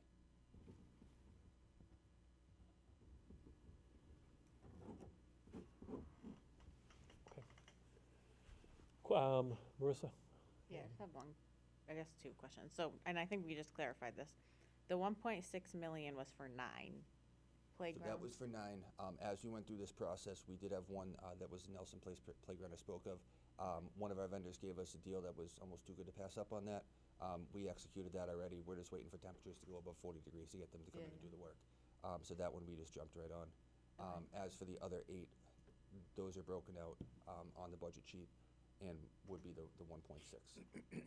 And then I guess my other question is just how playgrounds were supported and paid for before, like something like the CPA. So I've only been with Worcester Public Schools for 3 years. Yeah. And since I've been here, the only builds have been either Work for Worcester or grant-funded playgrounds. Okay. The only other time really that it might come other places is when a new school is built. South High, for example, there are some small play structures over there. That was part of the school funding. Okay. Thank you. Marissa, this has been a question that I think we've all been thinking since this one came in. Yeah. And I've been asking that. I never served on the school side, so it was new. And apparently we don't have a direct, as credible as it sounds, a direct funding line item that funds playgrounds at the WPS. Right. That's why I was wondering how they ever did it before. But it sounds like it is a struggle. Yeah, and that was a big point of bringing this project together was it is a lot to ask for, but also we have a lot going on here. So that's also why I wanted to break it out this way. That way, if we were looking at multiple years and breaking this out further to make it more palatable, that's why we provided that option. So you list the 8 schools, Mhm. but for this year, you're looking at these 3. Those would be the 3 that we would like to tackle And first. the other 5 could potentially be put off for Maybe you another can put it year in the or budget. funding cycle? Yes. Okay, thank you. Yeah. Thank Our three online members, Eric, Anthony, Lindsay. Yes, first of all, thank you. A lot of you already kind of covered some of the questions I have, so I appreciate that. I have a couple questions related to this. So one is that in reading through your application, it looks like Worcester Public Schools has identified potential matching funds, I guess, from their own budget. I just want to make sure I'm understanding that. So with the funds that I was reading in the application, as I understand it, that are there to match, those are funds that the Worcester Public Schools is not willing to simply spend on the playgrounds without getting a match. So I'm trying to understand, is this a one-to-one match, or are those funds going towards this project regardless of the CPA contribution? We have that broken out so that the three that we brought up, that contribution would be from the capital fund, $235,642. If we were to be able to do more playgrounds, then there would be more money provided for that. Okay, it just, I think I have the same kind of concern that, my fellow committee members have of the question about whether this, by not including this in the budget generally, whether this is really, the school budget really not coming through the way it should. So I have some concerns there that I will mention. I do appreciate that you provided a breakdown of various playgrounds, because I think, again, that's really helpful given the number of asks we have, and again, that there are limited resources that we're able to provide through this program. I think that's really helpful. And I think it's important too to call out the fact that when we're looking at the number of schools, as I understand it, there's something like 30 plus elementary schools, and it kind of then you have kind of a handful of middle schools, and then kind of a handful of high schools. So really, elementary schools are really where our big break, bigger number of buildings is. Is that correct? Correct. Of course, yep. Okay, and for these playgrounds, again, I think that is important, having those outdoor facilities. For the playgrounds that you're looking to install on these, one of the questions I would have, and I bring this up at a lot of the parks meetings as well, is are these, is the equipment, the facilities generally made accessible? Yeah, and I think we touched on that a little bit earlier too. It's now accessible in terms of handicap. Well, not ADA not the accessibility, public, or but like I'm neighborhood referring to ADA accessibility. So all of the playgrounds that we have on this list would have port-in-place surfacing, which is ADA accessible. And what about the actual structures, though? Yes, they would be. So the goal, I think, as a part of this, for all the playgrounds, not just the ones we're identifying here, but all the playgrounds on the list, there would be some form of ADA compliance that would be required. A number of playgrounds that we have existing right now are not ADA compliant at all. So we'd be addressing that major issue there. And then, as Patrick had said before, a number of these schools are in neighborhoods where there's limited access to playgrounds. So this would also increase accessibility for the neighborhood kids outside of school hours. No, certainly. And I appreciate that, you have kind of the proposed plans for a lot of these playgrounds in your application. It really helps in terms of being able to visualize this. I always ask about the ADA accessibility aspect of it, because I think that very often there are a number of these playgrounds that I know I've gone to with, my kids, where there is one accessible piece of equipment, and sometimes that's it. And then you have other playgrounds where they have, I think, a lot more in terms of accessible equipment. And I think that that's especially important, especially in our schools. So I do appreciate that. I think one of the, again, just kind of coming back to one of the questions, and as we move kind of into budget season and they start looking towards that, fiscal year 2027, is I would certainly recommend, and I'm happy to speak up to advocating for Worcester Public Schools to include a line item budget to address play structures, because I do think that outdoor recreational play is incredibly important for childhood development. So thank you. Yeah, and that would be great. I mean, I really enjoy building these things, so the more money, the better for them. But that is a question that when I speak with these designers and these sales reps and everything, I'm not only asking for accessibility, but also inclusive play as well. So we're always looking at other features, sensory panels, bongo drums for sound, braille panels for touch, and then even, other features throughout there.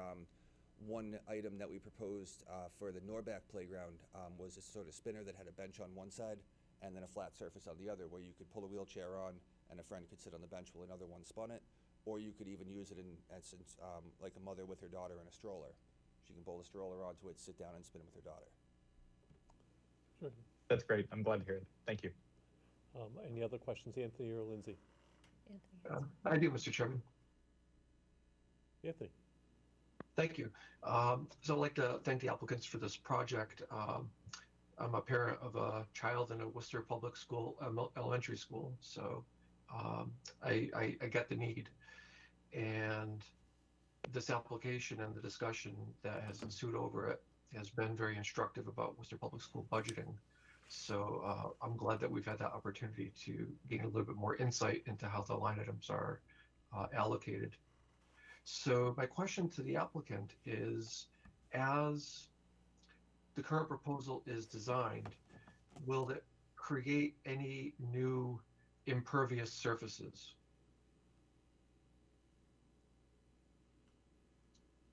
No, it would not. Okay, thank you. The surface would either be replacing existing. Belmont Street is already asphalt. That would be replaced with poured in place. And UPC is already paved. That would be replaced with new pavement. Great. Excellent. Thank you. Thank you, Anthony. Seeing no other questions, thank you very much for joining us tonight. Thank you for all you do for our public schools. The next project is Project I, Quinsigamon Firehouse renovation by Quinsigamon Firehouse LLC. This is a historic resources category project with a total ask of $120,000 of CPA funds to restore the exterior envelope, including masonry facade, slate roof, copper gutters and downspouts, copper flashing, wood trim, and windows. Thank you all for your patience. We're home stretch, 5 to go. And so why don't you introduce yourself and tell us why you're here? Yes, I'm Raymond James Simoncini, the owner of the Quinsigamon Firehouse. We have a window project going on over there.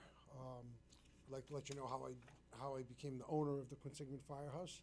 I had the pleasure of sitting on the board of Preservation Worcester for 9 years, and one of their subcommittees was the endangered structures. This structure sat on there the longest. Was vacant for like 20 years.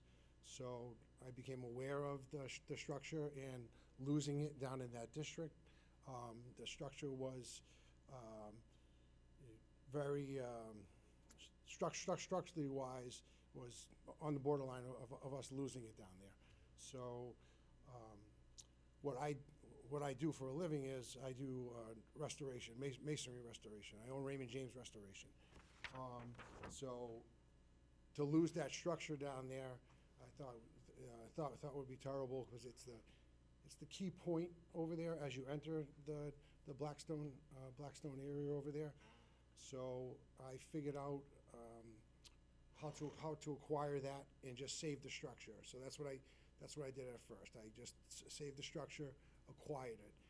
I knew that I had the experience to take care of the outside, the masonry. So I did all the masonry so far. I also own Barnard Roofing. They've been in business since 1855. I took off all the slate of the building, replaced the slate with the same slate, and replaced them with in kind where they needed to be. It's a bigger project and a lot more money than I had thought. I'm still dedicated. If you go by there now, everything on the outside is done, except for the windows. So that would be the envelope of the building. Still, so I have that's been my own money that I invested in there. Still, probably inside, probably another $800,000 inside. I'm looking to finish the outside so it looks totally finished to the community down in that area, and the rest of the project inside will follow after that, as, you know, it's a labor of love, you know, as money comes in from my business that I do around here, I will invest in the building. So I'm here to ask for $120,000. I think the budget is $150. I would, besides what I've put into the building and what I'm gonna put in, you know, in the end, I'm still gonna put into, I think it's up to, I think like 20% of the ask of the budget that I have. Perfect. So just to clarify, you privately own the building? I privately own the building. So this came up, we had a couple in the first round of private ownership buildings. And always the question that's always in the back of the mind is, talk to us about the long-term plans for this building. Are there long-term plans for this building? Yes, there are long-term. So the main goal was to save the building and to have it be a structure there forever. The plans for the inside of the building would be, so up in, so I'm doing a whole restoration. So inside, I am putting back, so I took out all the lockers and the tin ceilings and the window surrounds and all that are gonna go back in. Maybe this may be my fault on the question. Not so much the long-term restoration. What's the long-term plans with the building once you're completed the restoration? Oh, complete the restoration. So there'll be apartments in the second and third floor, and maybe apartment on the first floor, or some kind of commercial space. And you intend to own the building long-term? Long-term. Oh yes, yeah. This is I have going for. I already have federal and state tax credits on this project. Questions from the members? So I'm signed on for, you know, as long as I think that's 5 or 10 years or whatever that may be. Okay. And this I'm to keep this, and this is to pass on to my daughter. Got it.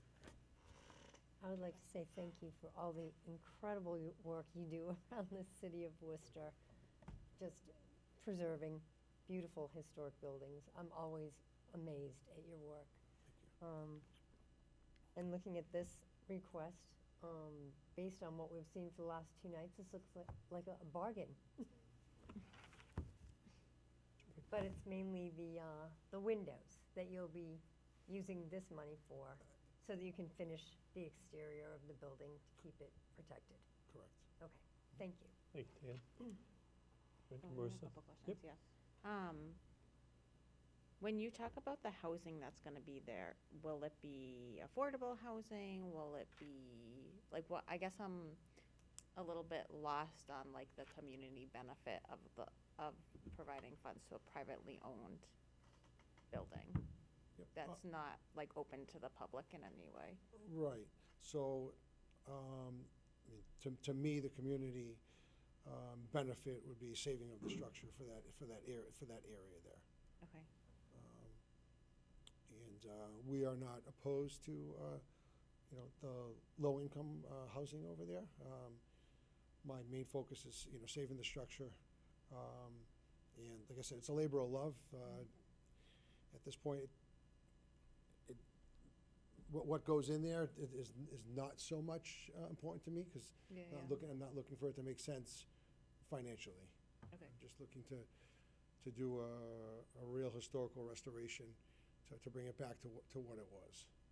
Yeah, which I'm sure is not easy. Right. And then I just had another, I guess, clarifying question. So you own the building, and then you also own a company that's gonna do the work in the building for the masonry work? Would that be you also? So the windows, I wouldn't be doing the windows. I've done the masonry restoration outside already. Okay. It's complete. I've done the roof. With I own another company, I think it said Barnard Roofing, that they did the roof. And the rest of it, the windows would be bid out to, you know, 3 different companies. And the rest of it, all the mechanicals and everything that are going inside, that we don't do that. So that would all be bid out. Okay, that's what I was I did as trying much to as I could clarify. myself. and Yeah, yeah. Now the real money comes into play, where I have to show it out to others. Okay, thank you, that's helpful. Thank you, Marissa. Members that are online, Eric, Lindsay, Anthony, anything?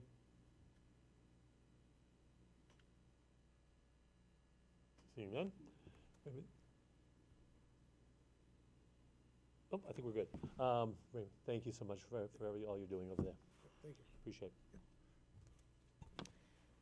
So the next project is Project J, Antiquarian Hall HVAC renovation by the American Antiquarian Society. This is a historic resources project for CPA ask of $200,000 to replace chillers, cooling tower, dehumidifiers, and air handlers in the main library as part of the HVAC renovation to preserve the building and its housed resources. Thank you very much for joining us tonight and for your patience. Please introduce yourself. Good evening. I'm Lynn Swain. I'm the relatively new Vice President for Advancement at the American Antiquarian Society. I'm joined by my colleague Andy Cariglia, the Director of Buildings and Grounds. If you have really technical questions about the problems, he's the man that's going to answer them. As you know, AAS has been a Worcester-based institution since 1812. Our buildings are listed on the National Historic Register and the anchor for the Salisbury Cultural District. As an independent research library, we house an irreplaceable collection of documentary materials on the history of early Worcester and the country. For instance, you may recall that last year we came to you for funding to help support the preservation of the 100,000 Worcester County jail records. They've all been vacuumed. They look great. We're in the middle of processing those. We'll be having an event with the sheriff, chat with the curators in June, and we invite all of you to come and attend and see that. So preserving the 4.5 million objects in our collection is our primary objective. Works on paper suffer most from fluctuations in temperature and humidity, so stable climate control is critical. In this round of funding, we seek $200,000 towards the purchase of the modular HVAC equipment needed to renovate the antiquated system in the 2001 edition. Antiquarian Hall has grown over time, and when it was constructed in 2001, the D-Stack edition had state-of-the-art climate control, and most of our rare and fragile items were moved there. With the 2019 edition, that green bump out onto Park Avenue, the rest of the building has been brought up to the same high standards of climate control, but the original systems remain in the 2001 edition, and it's reaching the end of its 20-year lifespan. It's in frequent need of repair, and due to its age, we struggle to find parts and supplies that no longer exist or are hard to source. We're seeking support from a number of sources to help offset the $3.5 million cost of this HVAC renovation overall. Our boards have put in 50% of the cost, so we're in the pre-construction phase. We've recently received funding from the Alden Trust and have submitted proposals to the Mass Cultural Council and several Worcester Family Foundations, and we hope that the Preservation Committee will support this equipment portion of the request. And thank you for the important work you do over there. Good, pretty straightforward project. Questions from the members? I think you answered my question. I was curious, but I knew that there was extensive renovations, and you had a capital campaign that you completed about 5-6 years ago. So that was for the back end of the building. Am I correct in saying that? The back end of the building is the 2001 edition. The HVAC system that went in the ground of the Park Avenue bump out provides the HVAC support for all of the original buildings, so the 1909, the 1924, 57, and 1970. So this was the previous new edition and had the climate control there. At the time of the capital campaign, we did not have enough to be able to change that equipment out, and it was still within its functional lifespan. Okay. Now, it's come to the end of its life, and we want to bring it into the standards of everything else in the building. So Now I get it. yeah. Other questions? Okay. Sure. The online members, Anthony, Lindsay, Eric. Seeing none. Thank you so much for joining us tonight. Thank you you. for your patience.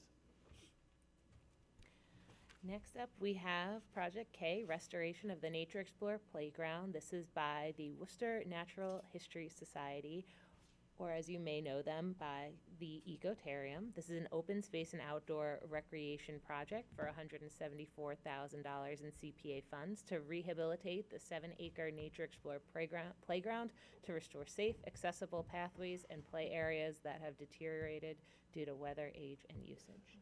I think we indeed all do know you as the Ecotarium, and so the two things you can tell us right now is, one, your name, and two, did your groundhog see the shadow? Unfortunately, there will be 6 more weeks of winter. This is very, very sad. It's a bad way to start here. If you haven't noticed already, I'm Noreen Smith. I'm the president and CEO of the Ecotarium in Worcester, and I've been with the organization since 2022. We do have, I believe, the only wild groundhog in captivity here in central Massachusetts, and Cornelia saw her shadow. And I will just do a shout out to Cornelia, and shame on Puxatawny Phil, who only has a 30% accuracy rating. I think Cornelia is like 4 for 4 so far, so unfortunately it's going to be cold. The Ecotarium, for those that may not know, is a 200-year-old museum. So last year was our bicentennial. It was a year of tremendous celebration, a lot of projects that we've been working on. Almost every person in this room was a partner on various things during the year, so each of the projects, they're all worthy. It really just highlights this, to me, as a celebration of the city of Worcester and all of the wonderful things that are happening here. So we celebrated 200 years. We're focused on the future. We've built a brand new Stoddard Exhibition Hall. It is the first large-scale exhibition hall that we have ever had access to. It has all of the technology and electricity in the ceiling. It's the first time Worcester will be able to host major national touring exhibitions. So our first exhibition, I'm just going to share with the public, opens on March 7th. It's called The Secret World of Elephants. So we will have a year of puns that goes along with this, of have you heard the elephants are coming, or, you know, join the herd, come on down, follow the herd, come to the Ecotarium. So we're just going to start marketing that exhibition. The tractor trailer trucks dropped it off today. Part of that renovation and the addition of a 8,000 square foot hall included some repairs to the building that we're in now, which we've been in since 1970. It opened officially in 1971 in the ribbon cutting, and it was designed by the architect Edward Durrell Stone. It has his classic Brise Soleil feature crown around the outside of the building and domes on the roof. Raymond James restored the front of the Brise Soleil for us this summer as part of this project, and did a beautiful job. We see approximately 140,000 visitors every year, and 40,000 of those folks come in on free or reduced admission through a variety of programs. We have free admission for active military and their families. We have admission programs for people with a WIC EBT card to come in at a $4 admission price point, which is deeply discounted. We have programs for community service organizations, folks that help kids in DCF, families that are impacted, a variety of other social service organizations providing services for individuals with disabilities and developmental disabilities can come in for $200 for the year as often as they want with their clients, and we have folks who are there every single week. We have about 3,000 people who come in every year who have physical mobility disabilities. And so accessibility has been our #1 priority in the renovations that we've been working on. And that includes inside and outside the building. So we're on a 55-acre campus. 45 acres is on the side of the street with the museum building. 10 acres is across the street under conservation restriction in a partnership with the City of Worcester and the Greater Worcester Land Trust. On the museum side, we have an outdoor wildlife zoo for animals who need a forever home. So they've been injured one way or another, and they're done with rehab and they can't be released. So we take care of them at the zoo. We've got bald eagle and owls and Cornelia, an American kestrel, ravens, and 2 wild pumas, mountain lions, who were orphaned in California, who came to live with us. Connecting that and 2 large water ponds on the property are a series of trails that have over the years degraded. An important connector trail starts at the cafe and the train station on the property and goes down through the playground area. And that has severely eroded over the years. We need to completely redo the pathways. They're not handicap accessible. I'm not sure they ever were when they were first constructed, but over time, the material just has to be replaced and repaired. The playground itself is a Nature Explorer certified playground, so it is designed with natural elements. It uses logs, not pressure-treated wood. It has sand and structures like a fox den and an eagle's nest, a music playing area, a waterway with different consumables that we provide for kids to play in the water and around the water. There's a sand pit, there's a mud playing area. So this area needs to be rebuilt. It really does highlight, I think one of the members of your committee previously said, the outdoor spaces are so important for children to have to play in. And it's the first thing kids run for when they get off the school buses and come on field trips to the ecotarium. They head straight for the playground and burn off their energy before they come in to learn about science and nature. But it's a very well utilized site. We have about 1,700 children from Worcester in the Worcester Public Schools who come for free in their first grade field trips to the ecotarium every year, thanks to funding that we receive from other donors to help offset those expenses. We also have free days for the community. Our most recent one was the Community Luge Day, which was sponsored by Norton Saint-Gobain, and the USA Olympic Luge team came and built a little track.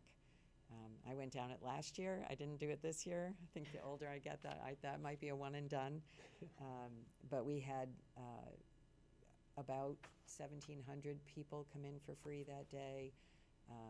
We had our summer 200th celebration where we had almost 3,000 people coming in for free. We have Christmas Eve we do for free for families that aren't traditionally involved in that holiday. We're open and we're full with thousands of people. So we would appreciate the support. We would appreciate the assistance. We're asking for $174,000 toward the cost. We already have a donor who is willing to support the ecotarium staff who do the self-performed part of the work. And if the expenses are more than what we've anticipated, we will complete that with fundraising from other private donors. Thank you, Noreen, and thank you for all the ecotarium does. Clearly, important part of the fabric of what makes this community special. Good project. Questions from the members? I came and visited last month and walked around the playground. Yeah. I did notice that there's signage that there's supporters of the funders for the playground, which I thought was very interesting. So you're getting outside support for it also. The signage that's in the playground is speaks to the donors who had given to the original construction of the playground. So that's back to 2012. We've maintained it since then, but just with the weather and the natural degrading elements, it's time for a complete redo. Yeah, but we do have a lot of community support. We're in the middle of a capital campaign where we've raised $10.46 million toward a $12.5 million goal. About $8 million of that went toward the Stoddard Exhibition Hall, which is up and running. We've added handicap accessible restrooms on the upper level of the museum. We added a handicap accessible restroom on the middle level that has an adult changing table. So for people who come to us with a caregiver and they need to have a diaper change for an adult, we have a bariatric table that comes down where they can use that to help provide services. So I was struck by the fact that there is overwhelmingly young families with kids there, and I think that they're always looking for something to do, and there aren't too many places in Worcester that are good for families and that type of thing. So that's one thing that's a strength for the. Thank you, and we're building an early childhood science learning center to cater to families with children 0 to 6. So I can't give everything away, but the exhibit designers have come up with the snail's trail for the little ones, and it's going to have a variety of elements where kids are learning the basic concepts they need to get ready for school. So, yeah. Thank you. Diane or Marissa? A couple questions. Marissa. And you kind of spoke to both of these a little bit, I think, already. So the playground that's there now is installed in 2012, which doesn't seem that long ago. Right. I mean, kind of, I guess. But Yeah. I'm wondering if it's likely to degrade faster because it is natural materials which are supposed to Absolutely. decompose. Yeah.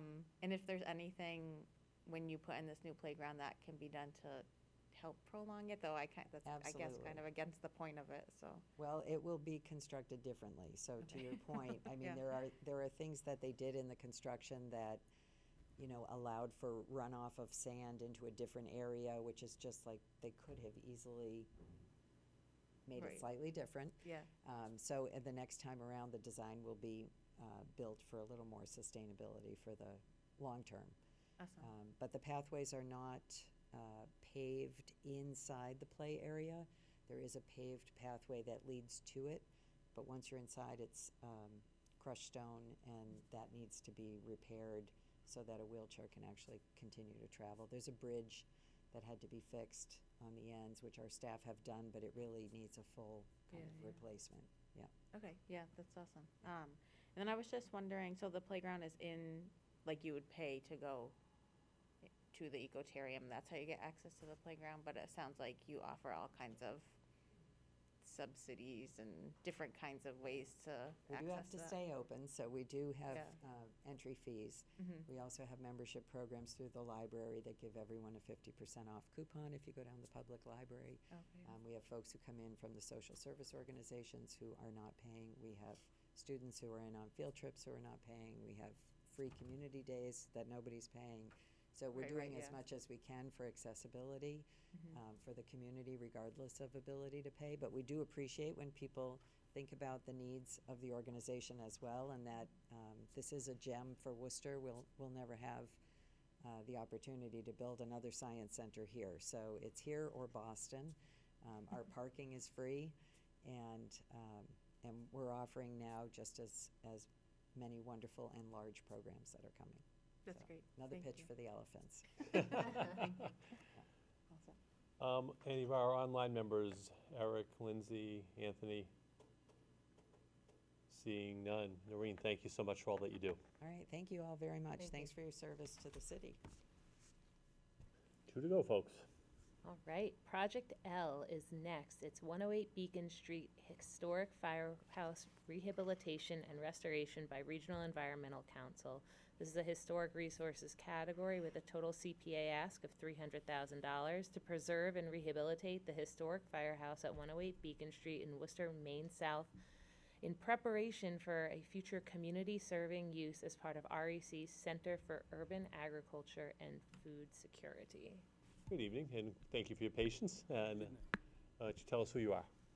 My name is Steve Fisher. I'm the Executive Director of the Regional Environmental Council. I've been in this role about 16 years. We're a 54-year-old community-based organization headquartered in Maine South Worcester.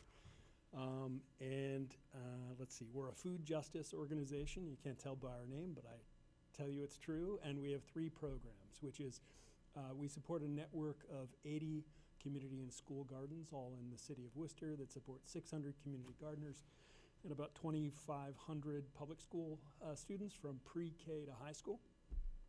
We have a youth program, which is a youth jobs and leadership development program that was established in 2003. We employ 40 underserved youth from the city of Worcester year-round, summer and after school. They learn how to grow and sell food in the city while they learn life and job skills. And our third program is our farmers market program. So we run 2 traditional farmers markets in the city from mid-June through the end of October. And then we started in 2012 New England's first mobile farmers market program which has grown significantly and now supports about 5,000 unique customers every year. It's year-round. We take January and May off, but other than that, we're year-round, and we move about $400,000 worth of local produce from 25 area farms to 15 sites in Worcester, 2 in Southbridge, 2 in Webster every year. REC is seeking CPA Historic Resources funding to support, as Jacqueline said, the preservation and rehabilitation of a historic firehouse at 108 Beacon Street in Maine South, which is adjacent to our 23-year-old youth-led urban farm. The CPA funded, this is for a preservation-focused rehabilitation phase anticipated in 2027. The CPA funded scope prioritizes masonry repair and repointing, roof rehabilitation using historically appropriate materials, restoration of windows and exterior doors, structural stabilization as needed, building envelope improvements, and accessibility-related preservation upgrades. This is a stabilization and preservation phase, not an interior program build-out, but it is part of a broader effort. We're undertaking the last 2 years our first ever capital campaign. This project is an element of it to create, as Jacqueline said, a center for urban farming and food security for central Massachusetts. And we've raised about $7 million in private and public funding of a $10.5 million campaign. The approach for this project will be phased and fiscally disciplined. CPA support would serve as an early investment that stabilizes the historic structure of the firehouse while we complete fundraising and finalize long-term plans. We're supported by experienced project management and construction partners, and we have secured strong institutional and community backing. This project will provide a significant historic resource and position it for long-term community serving use in Maine South. Uses such as the intention is to build a community and educational space, to build a teaching kitchen, to do healthy cooking classes, to have indoor farmers market space, and to have office and meeting spaces. We're asking for $300,000, and we appreciate your consideration of this request for support. Thank you, Steve, for all that the REC does. This is a pretty simple roof structure project, but it's the goals of what you folks do that makes it a real special project. So thank you very much. Members of the committee. So I had the opportunity to wander into the building yesterday. So a couple of workers were there, so I let myself in there and wander around. There's immediately as you come in on the left-hand side, there's a bigger space that was the former church. Yes, that's right. Section. Yes. And will that be like more of a community space? That will be a community space, yeah. Okay. Ultimately, the intention is to replace those windows. The second floor windows are already set, but the first floor windows will be replaced to open up some light, including in that space you visited. And we'll be having markets inside that community room space, as well as other kinds of And then programming. the back end of the first floor, it looked like there had been windows. Maybe they've been blocked off or something like that. Is that Correct. correct? So are you going to open those back up? That's the plan, yeah, to open those back up and get some natural light in the space. And make it, a beautifbeautiful feature for the neighborhood that we've been active in, as you know, since 2003. Yeah. Yeah. Thank you, Frank. Other members? I have a question, sorry. I think I have all the questions. No. Thank you. Good questions. I just want to clarify, I was a little bit confused on the way the timeline was presented. Sure. So there was like a 2026 chunk of work that was identified, and then a 2027. Is this funding just for that 2026? It's for 2027. Okay. So it's actually for construction. But what I was Right. trying to get at is, well, if the work is 2027, why are you Right. applying now? Right. And what we're trying to do is build our capital stack so that when January of 2027 rolls around, at that point we have construction level documents, we have our team all in place, and we're ready we're ready to go with the work that we're proposing in the second quarter of 2027. So the work that has to be done with the remainder of 2026 is we have design development level documents for the space, but we Right. have to get construction level documents and do that kind of piece of work. Okay, that was gonna be my other question, whether it was like design and permitting and implementation in one. Or, Yes. but you're asking for the specific ask, it's just for the construction. Exactly. Okay. So we have other funding to take care of the design work and the permitting work, and we're requesting funding for the construction work, and building that capital stack so that when it comes to it, we have it to go. Okay, great. Thank you. That's helpful. Yourself? So, let me, very rarely does, Marissa's kind of brought me back to a question. So let me make sure I understand that. Yep. So the $300,000, if the CPA were to recommend that to the council and it was to be approved, Yes, which would probably be in March sometime, yes. that money is going to sit for a year? It'll sit for a year. It'll sit for a year. And the trick, I think, You is... do know there will be another round where we, No, I understand. When I was putting together when we were putting together the proposal, to be clear, this came up as a thought experiment for us too.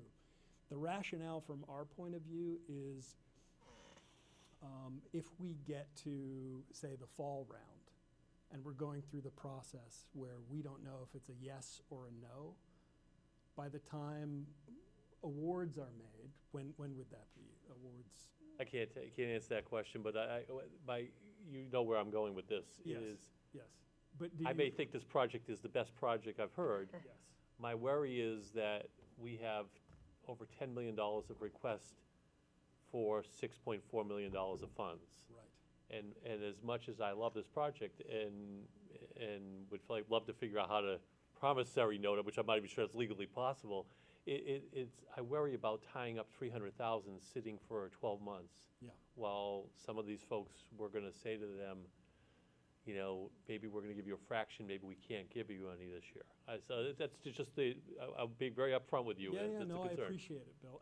I think, from my point of view, look, I'm an executive director of a nonprofit, right? I don't do development, I'm not in construction.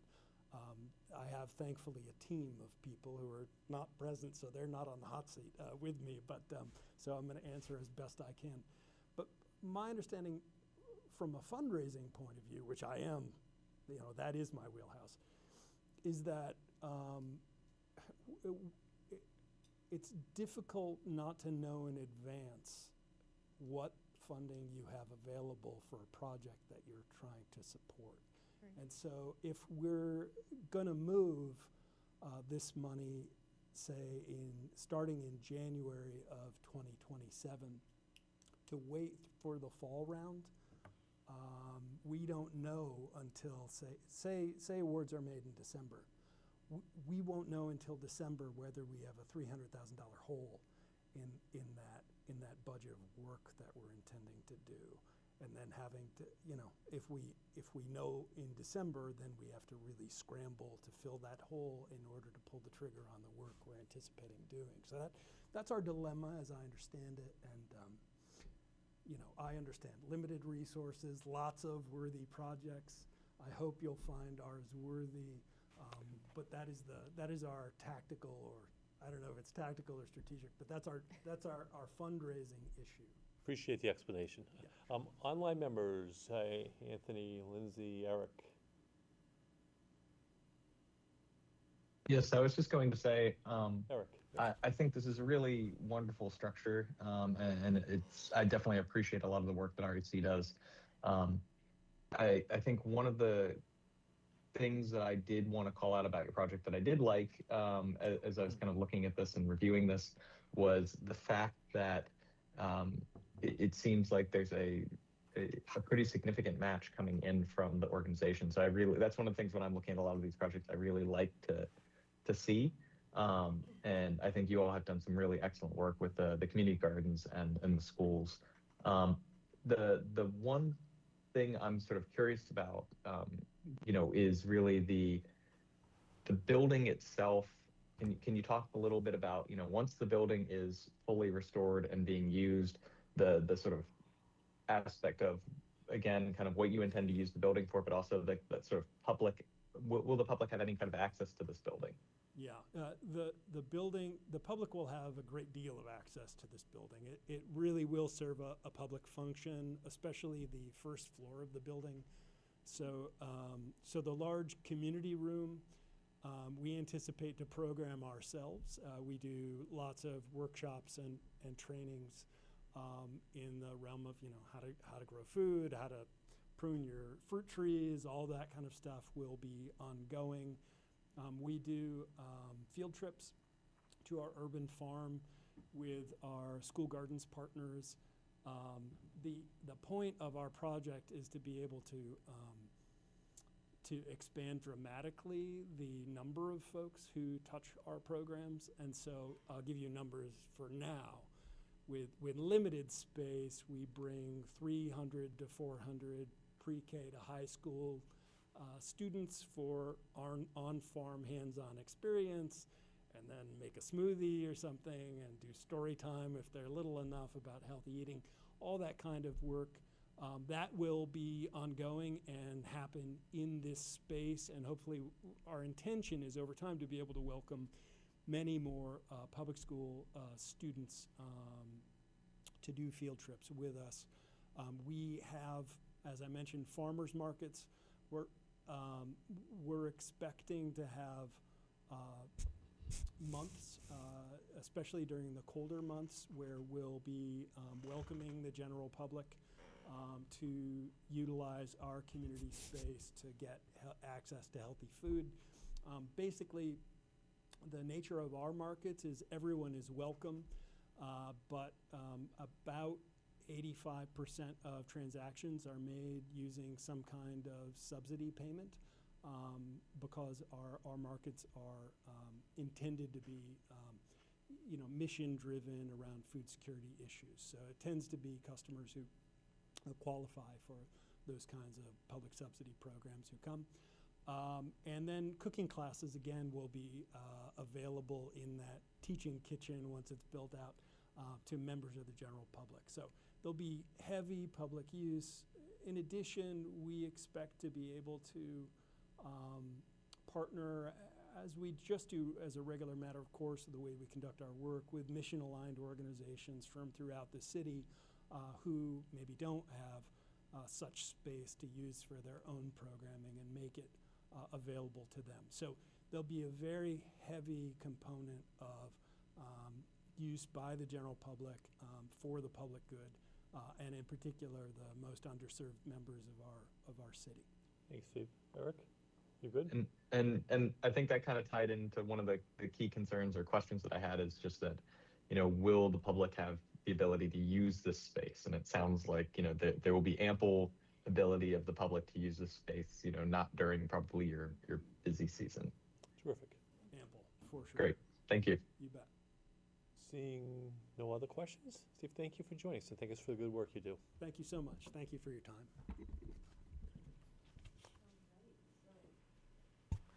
Our final project is Project M, Heritage Baptist Church Restoration, Phase 1 by Sammy Nasser, Elijah Nasser, and Quality Construction.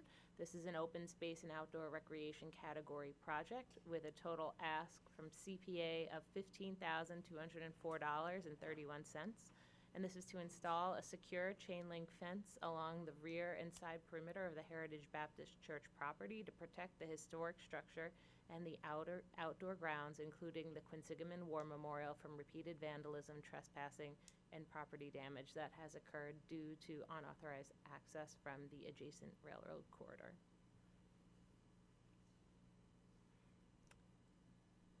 Do we have anyone here tonight to speak for this project? Okay. Then I believe we are going to complete the public hearing portion of the meeting.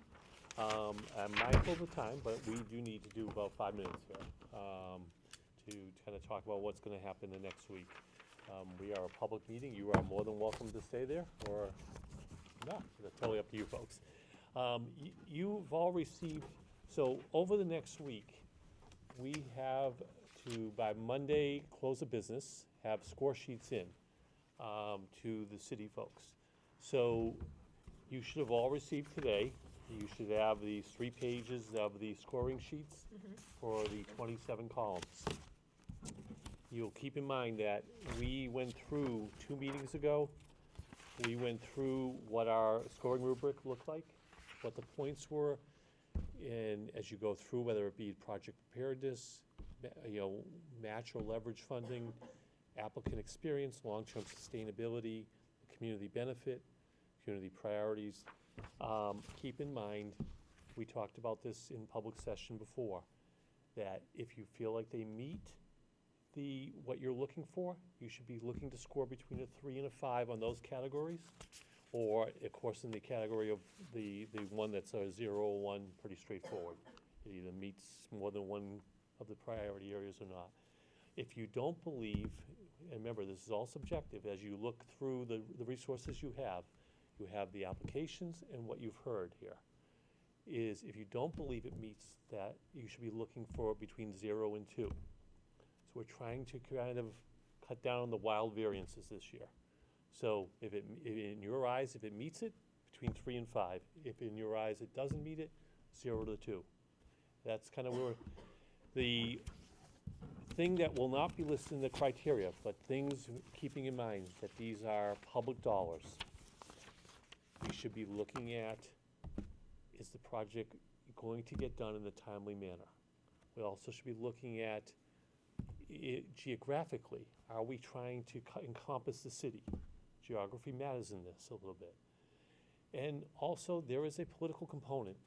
And by that I mean, we have 10-point-something million for 6.4 million. And so you begin to look at, if we're going to give full amount that they're asking for, you also take into account, is this a multi-year project that can be done? Are they already here multi-years?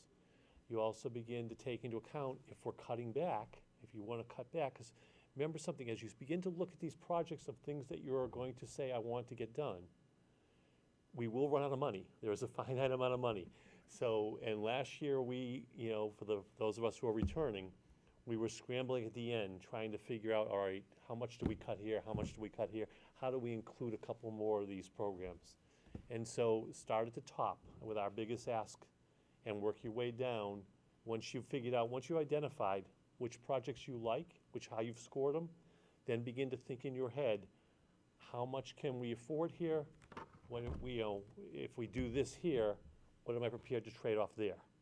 There is, unfortunately, we're not an infinite amount of money. So keep in mind those factors as we go, and let's try and make sure we get this in on time.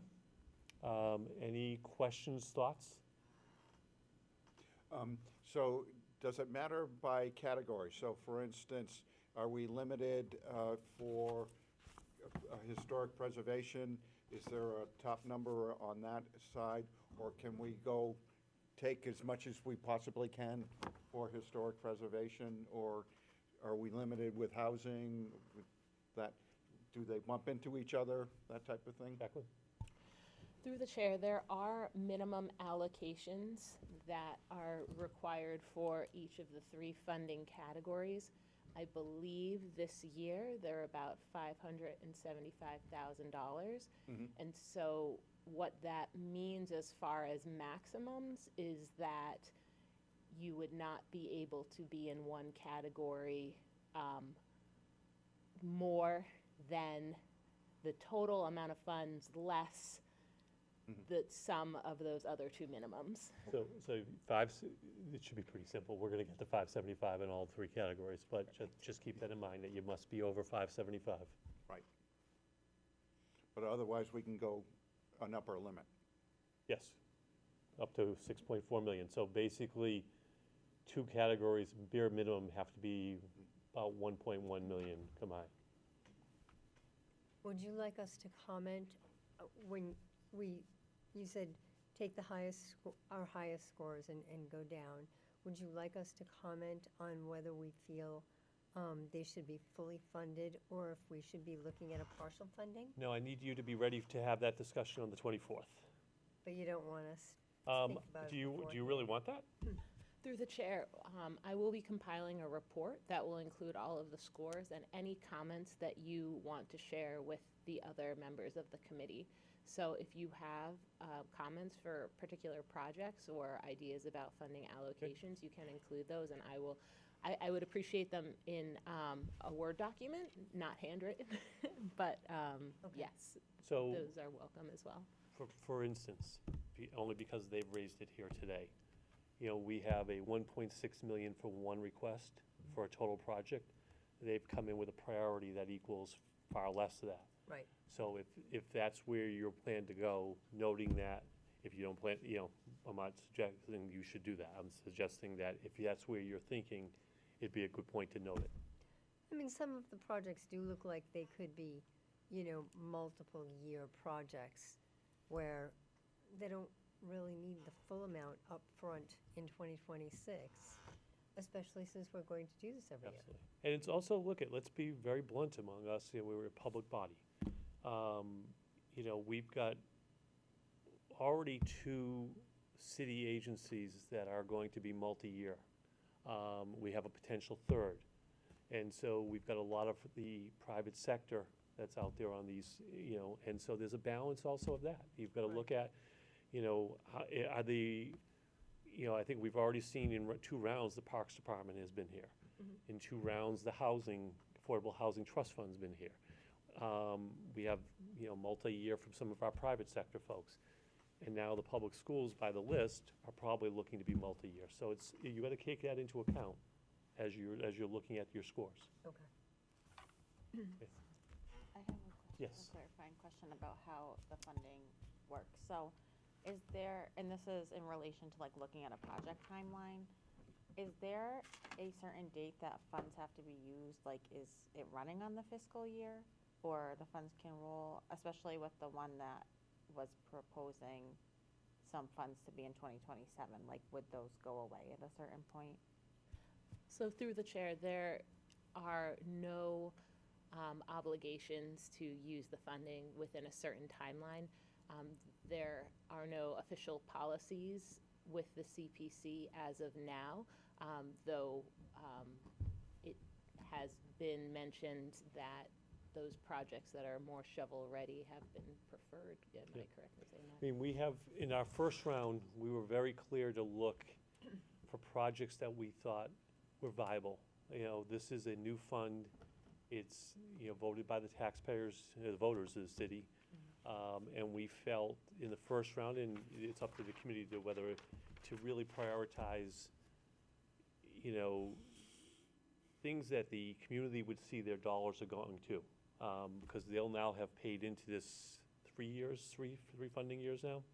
And at some point, we got to begin to show, yes, there's an addition to your tax bill, and this is what it's actually doing, and we're going to be putting signs up around on each of these projects. So first round, we really tried to focus on viable projects that we thought would get done in a relatively short time. Now, we didn't expect the difficulties of the contracting process to come out of legal. That's a wrinkle we just didn't see coming. So it hasn't had the impact we thought it would have of, you know, in the last round of, we get these signs out quickly and get projects done quickly. Hopefully in year 2, we're going to see both rounds kind of move quickly here. Yeah, and I guess in the accounting system, there's nothing that would move that money back to like a general fund or something. It stays No, with everything this. stays in the Community Okay. Preservation Fund. Okay. It's not allowed to move anyplace else. And Marissa, this is kind of more for you. Yeah, Keep yeah. in mind that we are only recommending. Right, yeah. Right. The city council is ultimately the authority that puts the money. The city council has limitations what they can do with our recommendations. Right. But it is still ultimately the funding authority. Yeah, okay. Thank you. A question I would vote up or down, raise but they can't related to this as well. Yeah, Eric? Yep. So a question I would raise kind of related to that too is potentially, you know, if there are concerns about timeline, I imagine we could work that into the language that we approve, similar to what we've had with regards to potential, you know, having clawback provisions as well. stating that, you know, as an example, if we were to fund replacement of a roof on a building, we could say that there's a restriction. You can't turn around and then sell the building for profit and the public funds are just gone. That, you would have to return those public funds, or that, those clawback provisions may allow for, sort of milestones where if you've kept the building for, say, 10 years, okay, at that point, you don't have to return the funds. So I think that one thing to consider, if there are concerns about timelines too, that we can always work those timelines into the language that we as a body approve to move on to city council. Yep. Good point. Other discussion? All right, we got a busy week, and let's not leave Jacqueline hanging. Yes. Through the chair, just one more question that had come up and maybe wasn't as clear as it could have been the previous round, is that you can use whole number integers for your scoring between 0 and the highest point value for each category. It's not just 1, 3, or 5. It can be 2s and 4s as well. Yes, and let's kind of refrain from decimal points, folks. Let's make this simple here. I'm not going to let that down, am I? Jacqueline, real world preference, because I do not want you to be sitting around all weekend doing this.